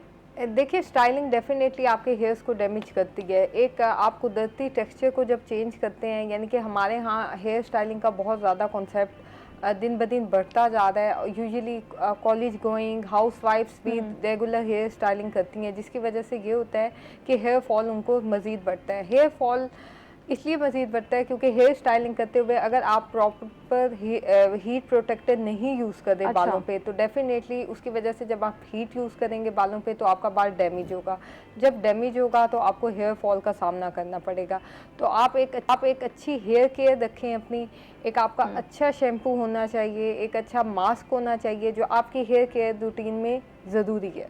अच्छा, तो किसी भी किस्म की स्टाइलिंग से पहले ज़रूरी है कि हम हीट प्रोटेक्टेंट का इस्तेमाल करें। बिल्कुल। और वो हीट प्रोटेक्टेंट कौन सा इस्तेमाल कर सकते हैं? देखें आप मार्केट से तो आपको बहुत सारे ऑप्शंस मिल जाते हैं। अब कई लोग हैं जो अफोर्ड ही नहीं कर सकते हैं, वो कहते हैं जी हम तो मार्केट से नहीं ले सकते, हमें घर में बताएं। तो उसका एक इजी सोल्यूशन है, आप जो है स्टीलाइज वाटर लेके यानी कि डिस्टिलाइज वाटर के अंदर आप थोड़ा सा एलोवेरा जेल और उसके अंदर आप विटामिन ई के कैप्सूल को 2 कैप्सूल्स एक बोतल बना लें, स्प्रे बोतल। ठीक है। उसको यानी कि आप स्प्रे करें अच्छी तरह, उसे मिक्स करके 1 डे रखते हैं और उसी को आप स्टाइलिंग से पहले बिफोर आप यूज़ करें, स्प्रे करके फिर स्टाइलिंग करें आफ्टर 10 मिनट्स। तो वो आपको एक किस्म का हीट प्रोटेक्टर ही है आपका घर में बना हुआ। क्या बात है, ये जी एक बहुत अच्छा तरीका है उन लड़कियों के लिए, उन ख़वातीन के लिए जिनकी रोज़मर्रा स्टाइलिंग होती है। जैसे वर्किंग वुमेन है तो उसने अपने आप को अच्छा दिखाना है, उसकी अपीयरेंस अच्छी होनी चाहिए, तो ऑब्वियसली स्टाइलिंग करनी पड़ती है। अच्छा, उनके लिए एक बेहतरीन तरीका है जो हमें नूर ने बता दिया है कि आप एक बॉटल लें, उसमें पानी लें, विटामिन ई के कैप्सूल्स लें, फिर उसमें एलोवेरा जेल डालें, आप उसको शेक करें और उसको 1 दिन रखने के बाद इस्तेमाल करें। अच्छा, हमें क्वांटिटी भी बताएं नूर कि कितनी क्वांटिटी में क्या क्या चीज़ें लेनी है। अच्छा, आपकी क्वांटिटी ये होनी चाहिए, देखें अगर तो एलोवेरा फ्रेश है वो तो बहुत ही अच्छा हो गया। हर बंदे के पास एलोवेरा फ्रेश अवेलेबल नहीं है, तो आप मार्केट से एलोवेरा जेल ले सकते हैं।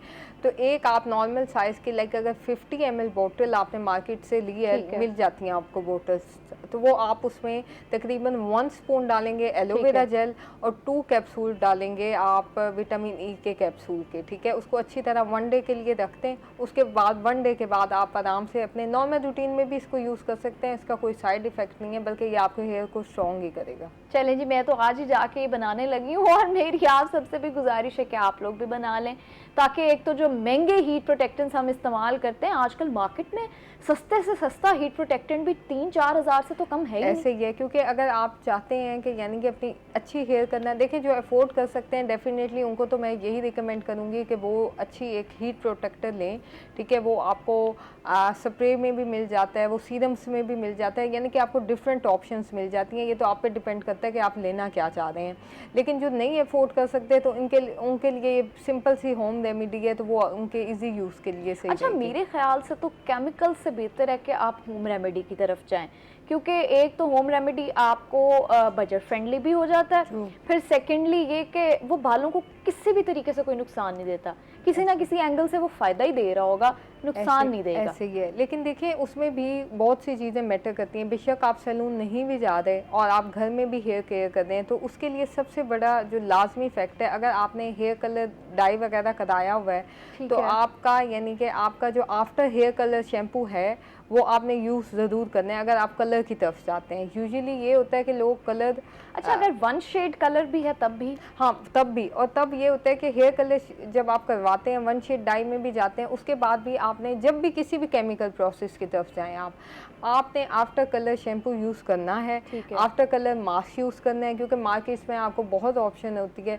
तो वो आपके लिए ज़रूरी है। क्योंकि जब तक आपकी अच्छी आफ्टर केयर नहीं होगी आपका बाल ख़राब भी होगा और हेयर फॉल हकीकत है। और आजकल देखें आप, हर छोटे से छोटी बच्ची को भी शौक है कि वो हेयर कलर कराए। ऐसे ही है। तो ये ट्रेंड भी बढ़ता जा रहा है, लेकिन इस ट्रेंड के साथ साथ जो है वो हमारे बाल भी झड़ते जा रहे हैं। ऐसे ही है। लेकिन ये है कि ट्रेंड को भी साथ लेके चलना पड़ता है। हम ये नहीं कह सकते कि आप बिल्कुल ट्रेंड को ना फॉलो करें और बिल्कुल घर की रेमेडीज़ की तरफ चले जाएं। डेफिनेटली सैलून्स ने भी अपना काम चलाना है यानी कि वो फिर सैलून तो बंद हो जाएंगे डेफिनेटली। लेकिन ये है कि आपको बहुत ज़्यादा डिपेंड नहीं करना चाहिए सैलून्स पे। आप घर में ही अपनी एक अच्छी hair care, skin care use करें तो वो सबसे अच्छी बात है। अच्छा, एक ट्रीटमेंट है कैराटीन और एक ट्रीटमेंट है प्रोटीन, जो कि हमारी आम आवाम जो है उस पर बड़ा कंफ्यूज हो जाती है कि कैराटीन क्या है, प्रोटीन क्या है। तो मुझे ये बताएं कि कैराटीन किन के बालों के लिए होता है, प्रोटीन किन लोगों के बालों के लिए होता है, इन दोनों ट्रीटमेंट्स में डिफरेंस क्या है और इन दोनों ट्रीटमेंट्स के क्या फ़ायदे हैं? अच्छा देखिए, प्रोटीन की जब बात आती है ना, प्रोटीन तो आप घर में भी कर सकते हैं। ठीक है, बहुत इजी सोल्यूशन है कि आप एक एग लें, एक एग के अंदर आपने मायोनीज़ आपके पास घर बनी हुई है तो ठीक है, अदरवाइज़ आप मार्केट वाली ले सकते हैं। उसका 1 स्पून ऐड करें, एग मायोनीज़ का 1 स्पून, कोकोनट ऑयल का 1 स्पून, ये अच्छा है। सा आप पेस्ट बनाएं और लेंथ में लगाएं। ये आपका है घर का बना हुआ प्रोटीन। अच्छा, यानी स्कैल्प पे नहीं स्कैल्प पे नहीं लगाना। लगाना, स्कैल्प पे नहीं लगाना, क्योंकि देखिए जब आप स्कैल्प पे कोई भी चीज़ लगाते हैं ना, ठीक है, हमारी यही होती है कि जब हम आफ्टर केयर बताते हैं तो हम कहते हैं आप वो जो एक होता था ना ज़माना, जब ऑयल भी आप ऑयलिंग करते थे तो भर भर के सर पे लगाते थे। लेकिन जब आपने ऑयलिंग इतनी ज़्यादा कर ली, जिसको निकालने के लिए आपने 2 से 3 दफ़ा शैम्पू कर लिया, तो वो तो सेम का सेम, उस ट्रीटमेंट का कोई फ़ायदा नहीं हुआ। तो यही है कि आप जो होम रेमेडी में, ये मैं आपको मास्क बता रही हूँ, ये आप हर बंदा यूज़ कर सकता है। यानी कि इसका ये है कि आपका हेयर फॉल भी रुक जाएगा और ये एज अ प्रोटीन है। और रही बात केराटिन की, केराटिन एक केमिकल प्रोसेस है। केराटिन तब किया जाता है जब आपके नेचुरल हेयर में केराटिन कम हो जाता है, तो उसको प्रोसेस हम करते हैं ताकि वो केराटिन आपका दोबारा से एक्टिव हो जाए।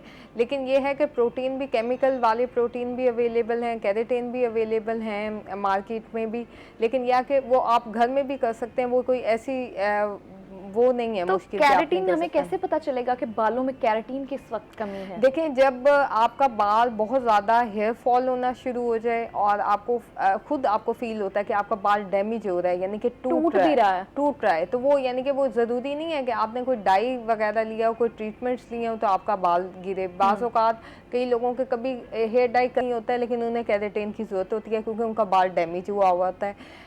डैमेज तब होता है जब कई लोगों का जो सन एक्सपोजर है वो बहुत ज़्यादा होता है, जिसकी वजह से आपका बाल डैमेज होता है। ठीक है, ठीक है जी, एक शॉर्ट ब्रेक पे जाएंगे, ब्रेक के बाद वापस आएंगे, आप हमारे साथ रहिएगा।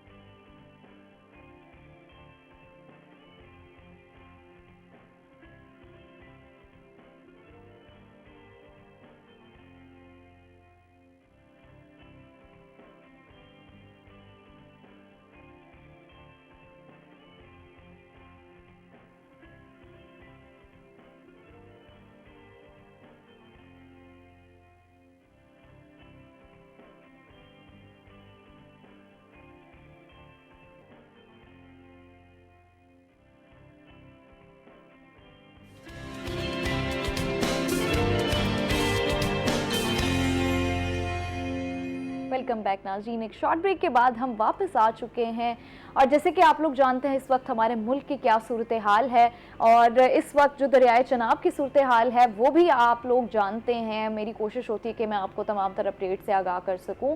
अच्छा, अब सिचुएशन ये है कि अभी इस वक्त पानी का बहाव जो है वो तेज़ होता चला जा रहा है और रोड्स को भी बंद कर दिया गया है। मुल्तान से मुजफ्फरगढ़ और मुजफ्फरगढ़ से आने वाली रोड जो मुल्तान आती है, दोनों कनेक्टेड रोड्स को जो है वो बंद कर दिया गया है आम आवाम के लिए, ट्रैफिक के लिए।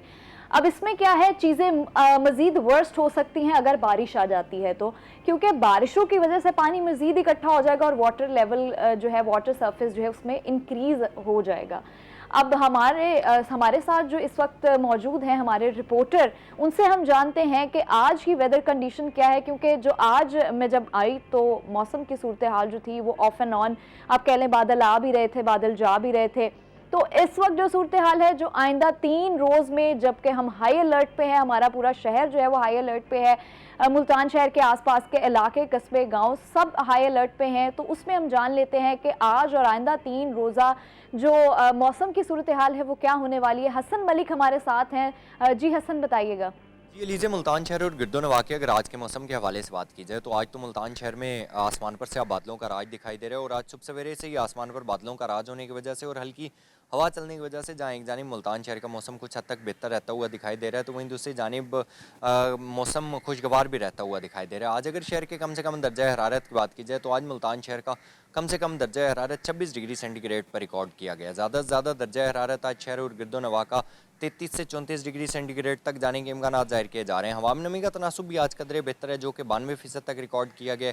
एयर क्वालिटी इंडेक्स की बात की जाए तो आज मुल्तान शहर का एयर क्वालिटी इंडेक्स सुबह सवेरे से कुछ हद तक आलूदा रहता हुआ दिखाई दे रहा है, जो कि 95 पॉइंट्स पर रिकॉर्ड किया गया और पाकिस्तान के फ़िज़ाई आलूदा तरीन शहरों की लिस्ट में मुल्तान आज चौथे नंबर पर स्टैंड करता हुआ दिखाई दे रहा है। आइंदा आने वाले दिनों के हवाले से बात की जाए तो महकमा मौसमियात की जानिब से ये कहा जा रहा है कि आइंदा आने वाले दिनों में मुल्तान शहर का मतला जुज़वी तौर पर अबर आलूद रहेगा। और आज अगर दिन भर मौसम के हवाले से बात की जाए तो महकमा मौसमियात की जानिब से ये कहा जा रहा है कि आज दिन भर जहाँ एक जानिब मुल्तान शहर का मतला जुज़वी तौर पर अबर आलूद रहेगा, तो वहीं शाम के औकात में मुल्तान शहर में मूसलाधार बारिश के इम्कानात भी जाहिर किए जा रहे हैं। और ये कहा जा रहा है कि बारिश के बाद से जहाँ एक जानिब दर्जा हरारत में नुमाया तक कमी देखने में आएगी, तो वहीं दूसरी जानिब मुल्तान शहर का मौसम भी कदरे बेहतर और खुशगवार रहता हुआ दिखाई देगा। बहुत बहुत शुक्रिया हसन मलिक, आपने हमें अपडेट से आगाह किया है। अब 3 रोज़ आइंदा जो आने वाले 3 रोज़ हैं उनमें भी बारिश का खदशा है, तो जी दुआ की जा सकती है कि मौसम की सूरत हाल भी बेहतर रहे और जो वाटर फ्लो है वो भी कम तो होता हुआ नहीं दिखाई दे रहा लेकिन बढ़ता हुआ दिखाई दे रहा है। तो कोशिश हमारी यही है कि आवाम तक जो है वो तमाम तर जो सहूलियात हैं और इमदादी चीज़ें हैं वो हम पहुंचा सकें। अच्छा, अब इसी के साथ साथ जब हम मौसम की बात करते हैं ना, अब देखें कुछ एरियाज़ तो वो हैं जो फ्लड अफेक्टेड एरियाज़ हैं, कुछ एरियाज़ वो हैं जो फ्लड अफेक्टेड होने हैं, वहाँ पे लोगों को वहाँ से एवैक्यूएट कर लिया गया। अब इवैक्यूएशन के अमल में जो मुश्किलात आती हैं, अब इवैक्यूएट तो वो होकर आ गए हैं लेकिन वहाँ पर खाने पीने की जो सिचुएशन है वो बड़ी वर्स्ट है। अब हमें क्या करना है, हमें फर्दन आगे आना है और एफर्ट करनी है। अच्छा, वो एरियाज़ जो लोग अफेक्ट हो चुके हैं, फिर एक तरफ आती है वो शहरी आबादी जो कि इनडायरेक्टली अफेक्ट हो रही है। अब इनडायरेक्टली किस तरीके से शहरी आबादी अफेक्ट हो रही है कि यहाँ पर सब्जियों, फलों और इन चीज़ों के रेट्स इतने ज़्यादा बढ़ चुके हैं क्योंकि हमारी जो मेजर सप्लाई चेन है वो सैलाब की वजह से, उन रोड्स की वजह से जो है वो अफेक्ट हो गई है। हमारी फसलें बड़ी हद तक तबाह हुई हैं, तो वहाँ से जो हमारी मेजर सप्लाई चेन है उसके अफेक्ट होने की वजह से सब्जियों, फलों की कीमतों में इस हद तक इजाफा हो चुका है कि एक आम इंसान के लिए सब्जियाँ ख़रीदना, फल ख़रीदना नामुमकिन होता जा रहा है। अच्छा, फिर सब्जियां और फल ख़रीदने ना ख़रीदने की वजह से हमारे अंदर जो है वो हेल्थ इश्यूज़ बहुत ज़्यादा इंक्रीज़ हो रहे हैं। अब क्योंकि ये मौसम ऐसा है, मानसून में एक तो बीमारियां भी फैलती हैं, फिर जो सैलाबी हालत है, सैलाबी सूरत हाल है मुल्क में, उसकी वजह से वबाई अमराज भी बड़ी फैल रही हैं। तो हमें कोशिश करनी है कि हाइजीनिक फूड खाएँ, हमें कोशिश करनी है हाइजीनिक वाटर का इंटेक करें और उसके लिए बड़ा ज़रूरी है कि हमारा जो है वाइटामिन्स, मिनरल्स और ये चीज़ें पूरी होनी चाहिए ताकि हमारा इम्यून सिस्टम अच्छा हो और हम वबाई अमराज से भी लड़ सकें। तो इसके लिए इनडायरेक्टली यानी हमारी ये जो मुल्तान शहर की आबादी है वो सारी की सारी अफेक्ट हो रही है। अब इसमें गैस के भी बड़े मसाइल हैं, इसमें पानी के बड़े मसाइल हैं, इसमें सब्जियों और फलों के बड़े मसाइल हैं, जिससे पूरा मुल्तान शहर और यहाँ पर रहने वाले जितने भी लोग हैं वो मुतासर होते हुए नज़र आ रहे हैं। सब्जियों और फलों के रेट्स हम जानेंगे। हम अभी हमारे साथ इस वक्त मौजूद हैं सलमान ज़मीर साहब जो कि रिपोर्टर रोही टीवी हैं, वो हमें बताएंगे, आगाह करेंगे कि इस वक्त मुल्तान में क्या सूरत हाल है और किन दामों सब्जियां और फल जो हैं वो बेचे जा रहे हैं। जी सलमान, बताइएगा। जी बिल्कुल, इस वक्त मुल्तान में सैलाबी सूरत हाल संगीन होने से अशिया खुर्दनोश की कीमतों में भी गैर मामूली इजाफा जो है वो देखने को मिल रहा है। बात करेंगे हम सरकारी नरखनामे की, तो सरकारी नरखनामों में भी जो है वो रेट्स आसमान से बातें करना शुरू हो चुके हैं। बात करेंगे हम सरकारी नरखनामे की, तो सरकारी नरखनामे में इस वक्त अदरक जो है वो 430 और लहसुन जो है वो 265 रुपये फ़ी किलो मुकर्रर है। मार्केट में अदरक 550 और लहसुन जो है 350 रुपये फ़ी किलो तक फ़रोख्त हो रहा है। सरकारी नरखनामे में आलू का रेट जो है वो 84 है, प्याज 56 है और टमाटर जो है वो 120 रुपये फ़ी किलो तक पहुँच चुके हैं। मगर मार्केट के अंदर इस वक्त आलू जो है वो 100, प्याज 70 और टमाटर जो है वो 160 रुपये किलो तक फ़रोख्त हो रहा है। सरकारी नरखनामे में फूल गोभी 140 और बंद गोभी जो है वो 108 रुपये उसका रेट जो है मुख्तस किया गया। मगर मार्केट के अंदर फूल गोभी 200 और बंद गोभी जो है वो 220 रुपये किलो तक जो है वो फ़रोख्त हो रही है। इसी के साथ साथ अब बात करेंगे सरकारी नरखनामे की, गाजर जो है उसका सरकारी नरख 118 और लीमू 220 रुपये फ़ी किलो मुकर्रर किया गया। मगर मार्केट के अंदर इस वक्त गाजर जो है वो 150 और लीमू जो है वो 250 रुपये फ़ी किलो तक फ़रोख्त हो रहे हैं। इसी तरीके से फलों की बात करें तो फलों में सेब 270, आड़ू 220 और देसी अनार जो है वो 358 रुपये किलो जो है उसका रेट मुख्तस किया गया। मार्केट में सेब 350, आड़ू 300 और देसी अनार जो 450 रुपये फ़ी किलो तक जो है वो फ़रोख्त किया जा रहा है। सरकारी रेट लिस्ट में इस वक्त मौसमी जो है वो 48 है और ग्रेप फ्रूट जो है 44 है, जबकि जापानी फल जो है वो 192 रुपये फ़ी किलो तक उसका रेट जो है वो मुख्तस किया गया है। मगर मार्केट के अंदर इस वक्त मौसमी 70 है और ग्रेप फ्रूट 80 और जापानी फल जो है वो 250 रुपये फ़ी किलो तक फ़रोख्त हो रहा है। इंतज़ामिया से गुजारिश की जाती है कि प्राइस कंट्रोल मजिस्ट्रेट्स को फ़ाल करें ताकि शहरी सस्ती और म्यारी सब्ज़ियाँ और फल ख़रीद सकें। जी शुक्रिया सलमान, आपने हमें तमाम अपडेट से आगाह किया। इसमें अच्छा कुछ कहा भी नहीं जा सकता क्योंकि पीछे से जब मेजर सप्लाई अफेक्ट होती है तो ऑब्वियस सी बात है जो सब्जियों और फलों की फराहमी है वो लोगों तक पहुंचाना मुश्किल हो जाता है, लिमिटेड चीज़ें होती हैं तो इसलिए रेट्स बढ़ जाते हैं। यहाँ पे वो डिमांड एंड सप्लाई वाला रूल जो है वो अप्लाई होता हुआ हमें नज़र आता है। तो कोशिश करें कि अपने आसपास के लोगों की मदद भी कर सकें। और मैं फिर से बार बार ये पैगाम दे रही हूँ कि कोशिश करें ये जो फ्लड अफेक्टेड एरियाज़ हैं, जो लोग उन रिलीफ कैंप्स में आके बैठे हैं, उनकी इंडिविजुअली जाके आप लोग मदद करें क्योंकि कतरे कतरे से दरिया बनता है। तो आप अगर इतनी सी एफ़र्ट भी करेंगे तो वो किसी के लिए जो है वो बड़ी एक अहम एफ़र्ट साबित हो सकती है।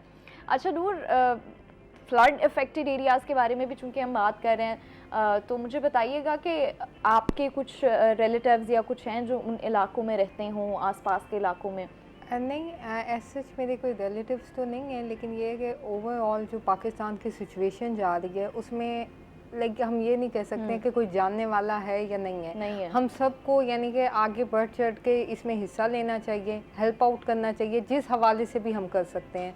यानी कि खाने के हवाले से उनको हेल्प आउट कर सकते हैं, प्रोटेक्शन के हवाले से उनको हेल्प आउट कर सकते हैं। तो हमें यानी कि इस मौके पे हमें ये नहीं सोचना चाहिए कि लाइक कोई अपना है या नहीं है, क्योंकि अब हम इस वक्त एक बज़ाहिर कौम हम सब एक हैं और हम सब ने एक बन के दिखाना है और एक दूसरे को हेल्प आउट करना है। अच्छा मुझे ये भी बताइएगा कि खुश्क और रूखे बाल होते हैं जिनके उनके लिए क्या ट्रीटमेंट आप रेकमेंड करेंगे? देखिए खुश्क और रूखे बालों की बहुत सी वजूहत होती हैं। देखें कई लोगों की होती है रूटीन में, यानी कि हेयर स्टाइलिंग नॉर्मल रूटीन में डेली ही कर रहे हैं, ठीक है, उसकी वजह से डेफिनेटली आपका बाल रूखा भी होगा और यानी कि वो आपकी अच्छी अगर सेल्फ केयर नहीं है तो उसकी वजह से भी बाल ख़राब होगा।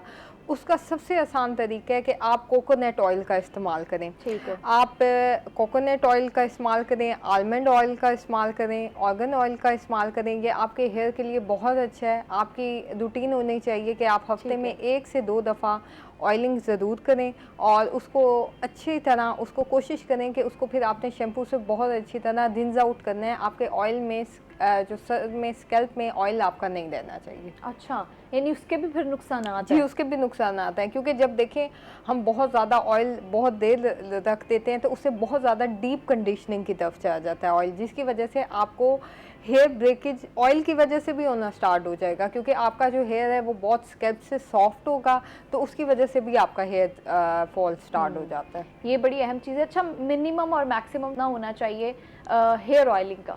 अच्छा, हेयर ऑयलिंग का पहले ज़मानों में होता था लाइक कहते थे 2-2 दिन 3-3 दिन लगा के छोड़ दो। लाइक हमारी मम्मा वाले ज़माने में मम्मा यूज्ड टू टेल मी कि जब मैं नहाती थी और बाल ड्राई होते थे मम्मा ऑयल लगा के चुटियाँ बना देती थी। लाइक ये कॉन्सेप्ट होते थे। अब ये होता है कि हम कहते हैं कि 2 से 3 घंटे से ज़्यादा ऑयलिंग नहीं करें। मैक्सिमम 2 से 3 घंटे आप ऑयलिंग कर सकते हैं। इसी के साथ ब्रेक पर जाएंगे, ब्रेक के बाद वापस आएंगे, आप हमारे साथ रहिए।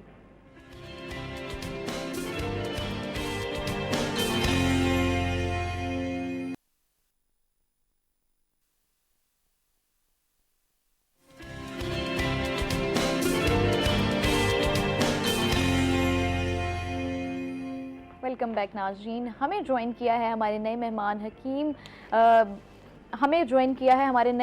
हैं हकीम इकबाल बलोच साहब हैं, उन्होंने ज्वाइन किया है।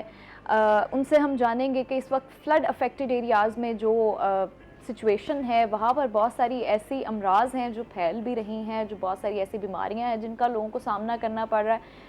तो उनसे हम ये जानने की कोशिश करेंगे कि वहाँ पर जो बीमारियाँ हैं इतनी लिमिटेड रिसोर्सेज में उनको हल कैसे किया जा सकता है, क्योंकि वहाँ पर जो लोग हैं उनके पास रिसोर्सेज की बहुत ज़्यादा कमी है। देखें, आप अपने घरों में बैठे हैं, आप साफ़ सुथरा पानी पी रहे हैं, आप एक हाइजीनिक माहौल में रह रहे हैं, आपके वॉशरूम्स डेली धुलते हैं, आप साफ़ सुथरे इन्वायरमेंट में बैठे हैं, लेकिन वहाँ पर रिलीफ कैंप्स में हाइजीन का कोई ख्याल नहीं रखा जाता। वहाँ पर जहाँ पे एक कैंप में 3-3, 4-4 फैमिलीज़ एक साथ बैठी हैं, वहाँ पर अगर किसी एक इंसान को बीमारी होती है तो वो काफ़ी लोगों में फैल जाती है। फिर कुछ और मसाइल, वहाँ पे वॉशरूम के बड़े मसाइल हैं, वहाँ पर बहुत सारे और मसाइल हैं जिनकी वजह से गैस्ट्रो की और बहुत सारी वबाई अमराज भी फैल रही हैं। इस हवाले से हम जानेंगे उनसे। इससे पहले हमारे साथ एक कॉलर लाइन पे कॉल ले लेते हैं। अस्सलाम वालेकुम। जी वालेकुम अस्सलाम। हाँ जी, इसी बोल रहे हैं। जी क्या नाम है आपका? हसीब। हसीब जी, क्या सवाल है आपका?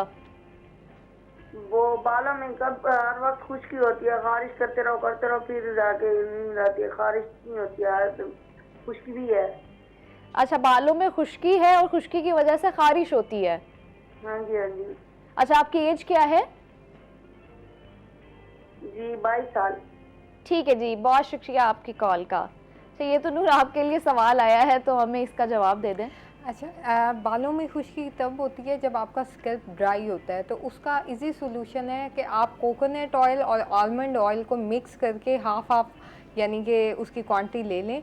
आप 50 ml ले लें आलमंड ऑयल और 50 ml ले लें कोकोनट ऑयल, उसको मिक्सचर बना के आराम से आप यानी कि उसकी ऑयलिंग करें, तो ये जो इनको ड्राइनेस वाला मसला आ रहा है वो भी ख़त्म हो जाएगा। और एंटी डैंड्रफ शैम्पू का यूज़ करें, तो इसकी वजह से इनका जो स्कैल्प में ड्राइनेस और इचिंग आ रही है, तो जब ये एंटी डैंड्रफ यूज़ करेंगे तो इनका वो मसला हल हो जाएगा। ठीक है जी, ये आपके सवाल का जवाब है। जैसे इन्होंने क्वांटिटी बताई है, आपने सेम वही क्वांटिटी लेनी है उन ऑयल्स की और फिर लगाना है, फिर आपने हमें फीडबैक देना है कि जी कैसे आपको रिजल्ट्स मिले हैं। अच्छा हकीम साहब, मुझे ये बताइएगा कि अभी इस वक्त जो मुल्क की सूरत हाल है उससे तमाम लोग वाकिफ़ हैं, तो गैस्ट्रो के अमराज भी बड़े फैल रहे हैं वहाँ पर। एक तरफ जहाँ पे सफाई की सूरत हाल नाकिस है वहाँ पे, और फिर वबाई अमराज भी फैल रही हैं, मच्छर मक्खियाँ वहाँ पर बहुत ज़्यादा हैं।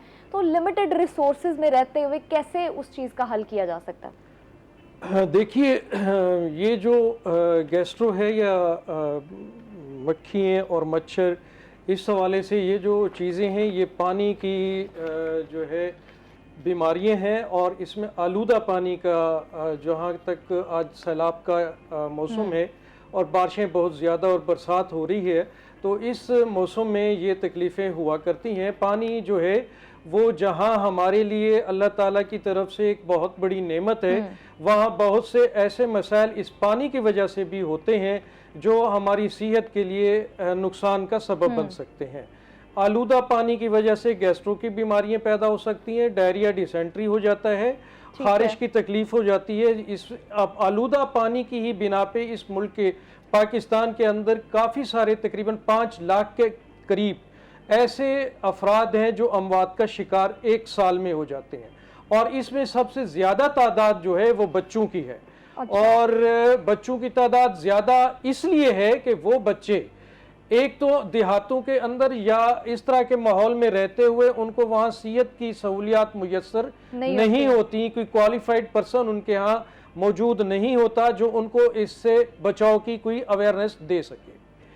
और ये काम असूली तौर पे हमारी हुकूमतों के करने का है। वो हमें इस मौसम के आने से कबल ही आगाही दे देनी चाहिए। खसूसी तौर पे हमारे जो समाजी तंजीमें हैं उनको भी अपना इस हवाले से किरदार अदा करना चाहिए, और हमें जो स्कूल और कॉलेजेस में पढ़ने वाले तलबा हैं, असातिज़ा कराम जो उनको पढ़ाते हैं, उनको चाहिए कि वो इस तरह का सब्जेक्ट एक रखें, इस सेशन ऐसा रखें इस मौसम में कि ऐसी कैंपेन होनी चाहिए कि जो लोगों को इस तरह की तकलीफों से बचाव के हवाले से इक़दामात करने की हिदायत करें। और हमारे जो इंतज़ामिया है उसको भी इस हवाले से काफ़ी पहले ही अवेयर होना चाहिए।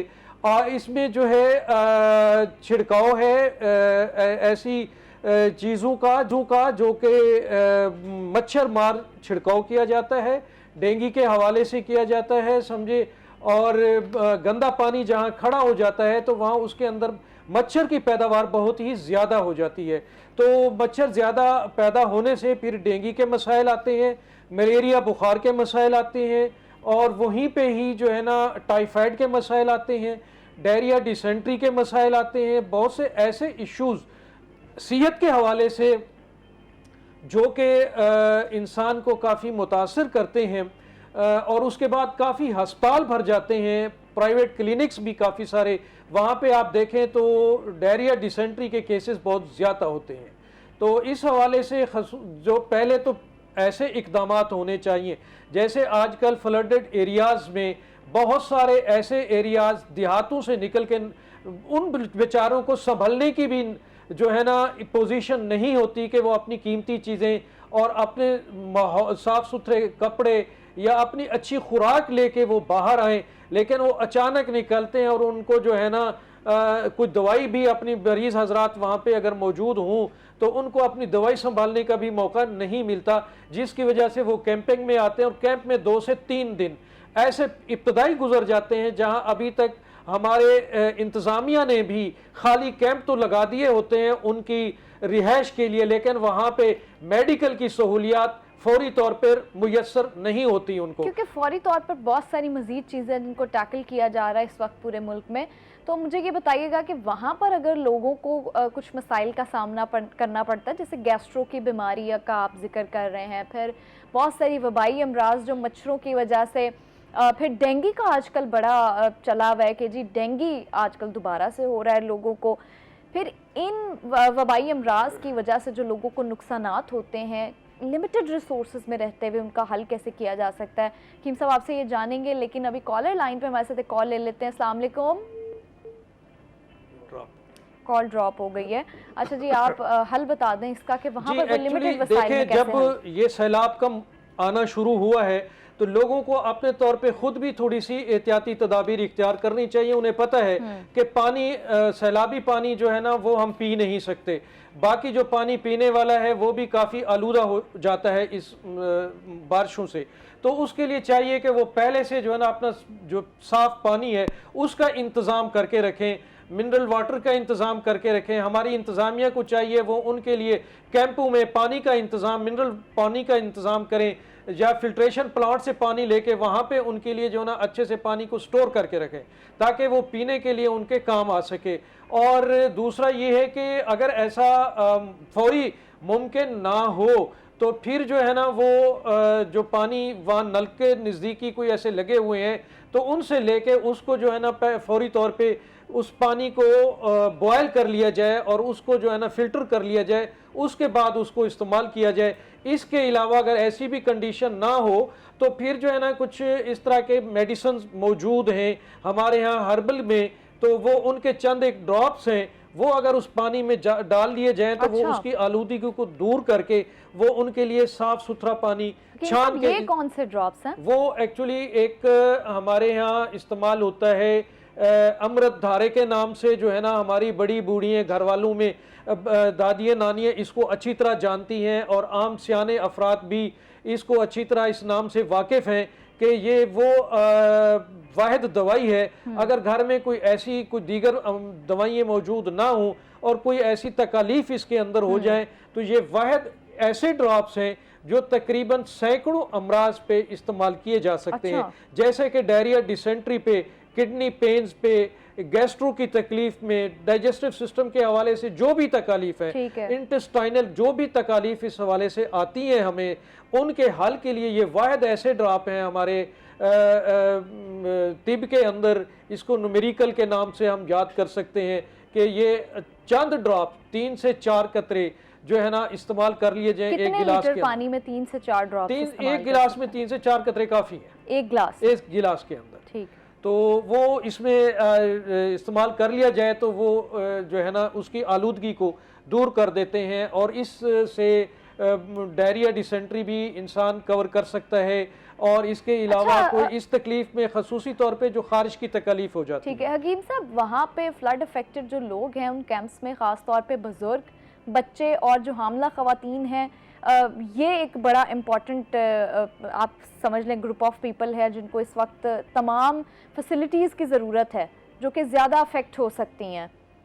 जी, तो इस हवाले से ये है कि ऐसे केसेस अगर आ भी जाएँ तो उसके लिए हमारे यहाँ तिब में खसूसी तौर पे कोई ऐसे इक़दामात इख्तियार करने चाहिए उन लोगों को पहले पहल कि वो किसी भी किस्म की कॉम्प्लिकेशन से बच सके। ठीक है जी, कॉलर लाइन पे कॉल ले लेते हैं। अस्सलाम वालेकुम।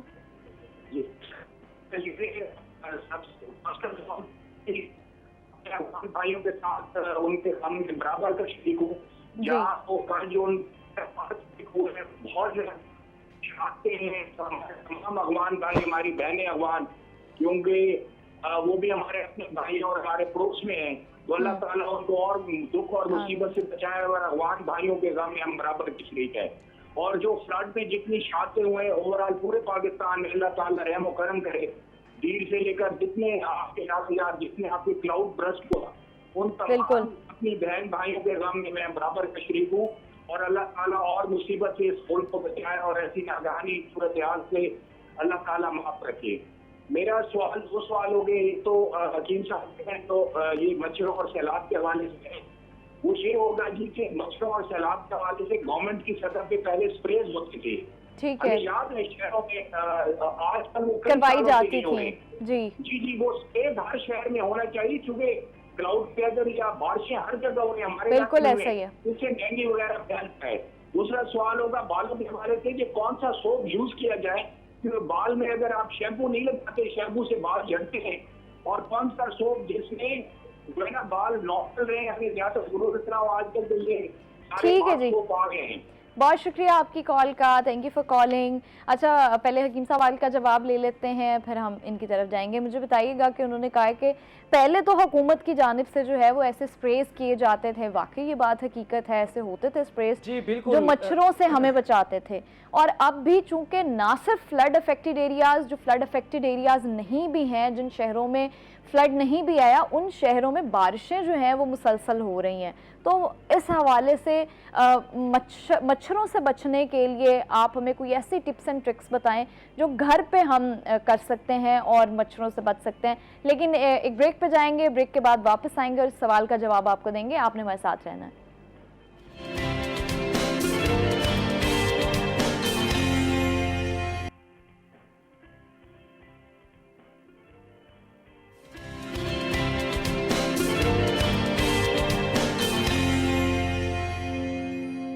Welcome back viewers. एक शॉर्ट ब्रेक के बाद हम वापस आ चुके हैं। अच्छा हकीम साहब बता दें कि मच्छरों से कैसे बचा जा सकता है? देखिए, जहाँ पानी ज़्यादा खड़ा हो जाता है तो वहाँ पे मच्छर भी अपना अमाजगाह बना लेते हैं।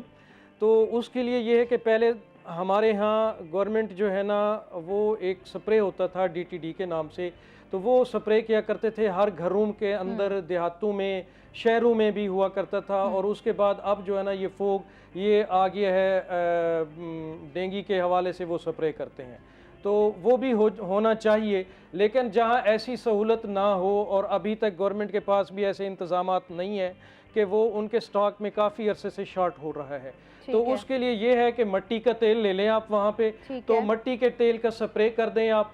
और दूसरा ये है कि आपके यहाँ अगर थोड़ा सा अवेल हो लीमू, जो आम आजकल सब्जियों में मिल जाता है, तो लीमू को जो है ना आप लौंग, चंद दाने लौंग के भी एक लीमू के अंदर जो है ना आप गाड़ के जो है ना आप करें, और उसके बाद वहाँ पे जो है आप बत्ती एक जला लें उसकी कपास की बना के मिट्टी के तेल में या वैसे भी सरसों के तेल के अंदर, तो जो ही वो जलना शुरू होगा तो उसके धुएं से भी मच्छर जो है वो भाग जाएंगे। ठीक है जी।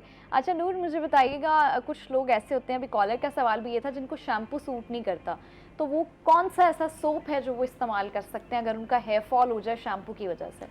अच्छा, उसका बहुत इजी सोल्यूशन है। मार्केट में आपको नीम सोप के नाम से भी मिलता है, लाइक मैं कोई कंपनी नेम नहीं बताऊंगी, लेकिन वो आपको इजी सोल्यूशन है कि आप किसी भी नीम सोप, नीम सोप डिपार्टमेंटल स्टोर से जाके कह सकते हैं कि हमें नीम सोप दे दें, और डिफरेंट ब्रांड्स हैं जिसका आपको नीम सोप मिल जाता है, तो वो आप स्कैल्प पे यूज कर सकते हैं, इस्तेमाल कर लें। वो उससे ये है कि आपका हेयर फॉल भी रुक जाएगा। बेटर ये है कि आप शैम्पू, अगर आपको शैम्पू का, देखें लोगों को शैम्पू का यूज़ ही सही नहीं आता है, आप जब तक शैम्पू को डिल्यूट नहीं करेंगे तो वो डेफिनेटली आपके स्कैल्प को डैमेज भी करेगा और बाल हेयर फॉल भी होगा। तो आप इजी सोल्यूशन करें कि थोड़ा सा शैम्पू लेके उसमें पानी ऐड करें और फिर उसको मिक्स करके बालों पे यूज़ करें। ये एक नॉर्मल पर्सन भी कर सकते हैं, और जिसको हेयर फॉल है उसको तो ज़रूर यही करना चाहिए। चलें जी, हमें लगता था कि शायद हमारी माएँ जो हैं वो कंजूसी करती हैं और शैम्पू में पानी डाल देती हैं, लेकिन बात वही है कि जब तक आप डाइल्यूट नहीं करेंगे उसको, आपके केमिकल्स जितने ज़्यादा शैम्पू में होंगे वो आपके स्कैल्प को उतना इफेक्ट करेंगे। डेफिनेटली। अच्छा मुझे बताएं कि नूर, कुछ लोग ऐसे होते हैं जिनकी अर्ली एज में बाल सफ़ेद होना शुरू हो जाते हैं, तो वो क्या प्रॉब्लम है? देखिए, वही की वही बात वापस घूम के वहीं पे आगे जहाँ से हमने शुरू किया था, वो आपका विटामिन B12 की जो कमी है, जिंक की कमी है आपकी बॉडी में, ठीक है, बहुत से। अच्छा, अर्ली एज के जो आपके हेयर ग्रे का साइन है, देखिए बहुत से बच्चे होते हैं जिनको 3 साल में भी ग्रे हेयर स्टार्ट हो जाते हैं। मेरा भाई 10 साल के, उसको अभी से ग्रे बाल है। अच्छा, लाइक ऐसे ही है, मेरे भी बहन भाइयों को बहुत अर्ली एज में स्टार्ट हो गए थे, मुझे अभी तक नहीं हुए, यानी कि सिंगल हेयर। हालांकि मैं रेगुलर, आपको पता है हमारी फील्ड ऐसी है कि हेयर कलर में ही रहते हैं और फ्रेश रहना है हर वक्त, जो है वो बाल ऐसे होने चाहिए, स्टाइलिंग होनी चाहिए कि आप एक्टिव नजर आए। अच्छा, उसके रीज़न ये है आपकी मेडिकल कंडीशन, आपको अपने मेडिकल टेस्ट करवाने चाहिए हर कुछ अर्से बाद, आपके टेस्ट लाजमी हैं।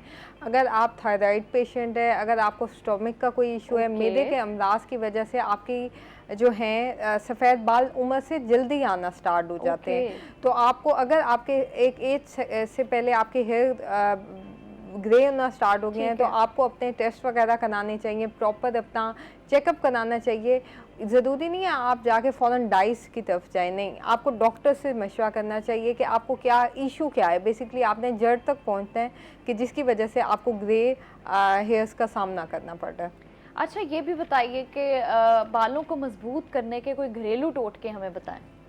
अच्छा, बालों को मजबूत करने का आसान सा तरीका है, जैसे आपको घर में मायोनीस मिल जाती है, ठीक है, बाहर से एक कंपनी है उसकी भी आई हुई है हेयर मायोनीस के नाम से, वो भी बहुत अच्छी है। लेकिन ये है कि अगर आपने घर में यूज़ करना है तो वो आप कहते हैं ना कि लाइक बहुत सारी चीज़ें मिक्सचर बनाने में हमें टाइम लगता है, उसको छोड़ें, आप आराम से आप बालों को अच्छी तरह गीला करें और आप मायोनीस को लेंथ में लगा के शॉवर कैप पहन लें, उसको तकरीबन 1 से 1.5 घंटा लगा रहने दें और उसको फिर वॉश कर दें। सेकंड, आपके पास है सोल्यूशन, आप कोई भी अच्छी कंपनी का हेयर मास्क ले लें, मार्केट में से डिफरेंट कंपनीज के मिलते हैं, वो लेके आपने शैम्पू करने के बाद अच्छी तरह हेयर मास्क अप्लाई करके उसको आधे घंटे के लिए, घंटे के लिए छोड़ दें। बेसिकली वो आपकी डीप कंडीशनिंग भी कर देगा और वो एक किस्म का स्मार्ट वे में एक आपका प्रोटीन ट्रीटमेंट घर में हो जाएगा। कॉलर लाइन पे हमारे साथ कॉल ले लेते हैं। अस्सलाम वालेकुम। अस्सलाम वालेकुम। अस्सलाम वालेकुम। वालेकुम अस्सलाम, क्या नाम है आपका? मेरा नाम हुमा है, मैं मुल्तान से बात कर रही हूँ। जी, क्या सवाल है आपका? मेरा सवाल ये है मैम से कि मेरे बालों की ग्रोथ जो है ना बहुत छोटी है, तो मैं चाहती हूँ कि मेरे बाल कुछ ऐसा बताएं, कोई ऑयल, कोई ठीक है, ऐसी चीज बताएं। क्या एज क्या है आपकी? और मेरी 37 है। ओके जी, बहुत शुक्रिया आपकी कॉल का। चलिए, हमें कुछ ऐसी टिप्स भी बता दें जिनकी हेयर ग्रोथ कम है, जैसे मैंने कटवा के जो है बाल कटवा के गलती समझ रही हूँ कि मैंने कटवा दिए क्योंकि अब मेरे बालों की ग्रोथ नहीं हो रही, वही मसला उनका है कि उनके बालों की ग्रोथ रुक गई है, तो क्या आप बताना चाहेंगी? अच्छा, बेसिकली हेयर ग्रोथ एक नॉर्मल ह्यूमन की जो होती है वो होती है 1 से 1.5 इंच, यानी कि एक नॉर्मल ग्रोथ है जो आपके हेयर की हर महीने के बाद होती है। जैसे नेल्स बढ़ता है वैसे ही बाल बढ़ता है। अच्छा, जो ये मसला बता रही हैं, इसका मसला बेसिकली हार्मोन्स रिलेटेड भी हो सकता है। हार्मोन्स इम्बैलेंस होना, जब आपका प्रॉपर यानी कि रूटीन नहीं है। अच्छा, आपकी डाइट पे बहुत डिपेंड करता है। अगर आप डाइट में फ़िश नहीं खा रहे, चिकन का इंटेक आपका प्रॉपर नहीं है, दूध नहीं पी रहे, अंडा का इस्तेमाल नहीं कर रहे, तो उसकी वजह से आपका ये होगा कि आपको इन सब चीज़ों का सामना होगा। क्योंकि जब आपकी एक नॉर्मल जो एक बॉडी को चाहिए आपकी ग्रोथ के लिए, वो आपका प्रॉपर फूड इंटेक नहीं है, तो आपका हेयर, नेल्स, कोई भी बॉडी का पार्ट होगा वो उस तरह से ग्रो नहीं करेगा। तो उसका सबसे आसान सोल्यूशन है, फर्स्ट ऑफ ऑल तो आई विल सजेस्ट कि इनको डाइट अपनी अच्छी करनी चाहिए। सेकंड इजी सोल्यूशन है कि आप अच्छा सा ऑयल लें, यानी कि वही हमारा आलमंड ऑयल आ गया, और यानी कि जो है उस पर, लेकिन कोशिश करें कि उसमें आप सकते हैं इजी सोल्यूशन कि कोकोनट ऑयल में 1 चम्मच कलवंजी डाल के 3 दिन के लिए रख दें। 3 दिन तक यानी कि वो धूप में पड़ा रहे, तो उसका जो पूरे का पूरा एक्सट्रैक्ट है ना वो ऑयल में मिक्स हो जाएगा। उसको आप यानी कि उसको छाने या ना भी छाने तो दैट्स फाइन, आप उसको यूज़ करें तो इनका हेयर की ग्रोथ बेटर हो जाएगी। ठीक है जी, यकीन साहब एक आखिरी पैगाम अगर आप शेयर करना चाहें तो कर दें, क्योंकि वक्त जो है हमारे पास कुछ सेकेंड्स है बस। आजकल सैलाब के हवाले से मैं ये पैगाम देना चाहूँगा आवाम को कि वो इस मौसम में स्नेक बाइट्स के केसेस भी बहुत ज़्यादा हो जाते हैं। इससे अपने आप को बचाने की कोशिश करें और ऐसे मकामात ऊंचे पे चले जाया करें आप लोग कि जहां जो है ना ऐसी चीज़ें मौजूद ना हों, और ख़ुराक अच्छी इस्तेमाल करें। फल ठीक है। फ्रूट अगर आप लोगों को मुयस्सर नहीं है तो पानी साफ पीने की कोशिश ठीक करें है जी, बहुत शुक्रिया हकीम साहब, आपने हमें ज्वाइन किया। Thank you very much Noor for joining us. आपके टोटके उम्मीद करती हूँ कि हमारे भी बड़े काम आएंगे। अच्छा, सैलून वालों से अक्सर हम एक्सपेक्ट करते हैं कि वो हमें महंगे प्रोडक्ट्स बताएंगे, लेकिन द गुड थिंग इज़ कि आपने हमें बड़े घरेलू टोटके बताए हैं जो कि हमारे काम आने वाले हैं। इसी के साथ हम जाएंगे जी, अब हमें इजाज़त दीजिए क्योंकि वक्त जो है वो प्रोग्राम का ख़त्म हो चुका है। कल मुलाकात होगी। आप सबसे अपना ख्याल रखें, अपने आसपास के लोगों का ख्याल रखें और जितना हो सके उतना डोनेट करें और मेरे लिए भी दुआ कीजिएगा। खुदा हाफ़िज़।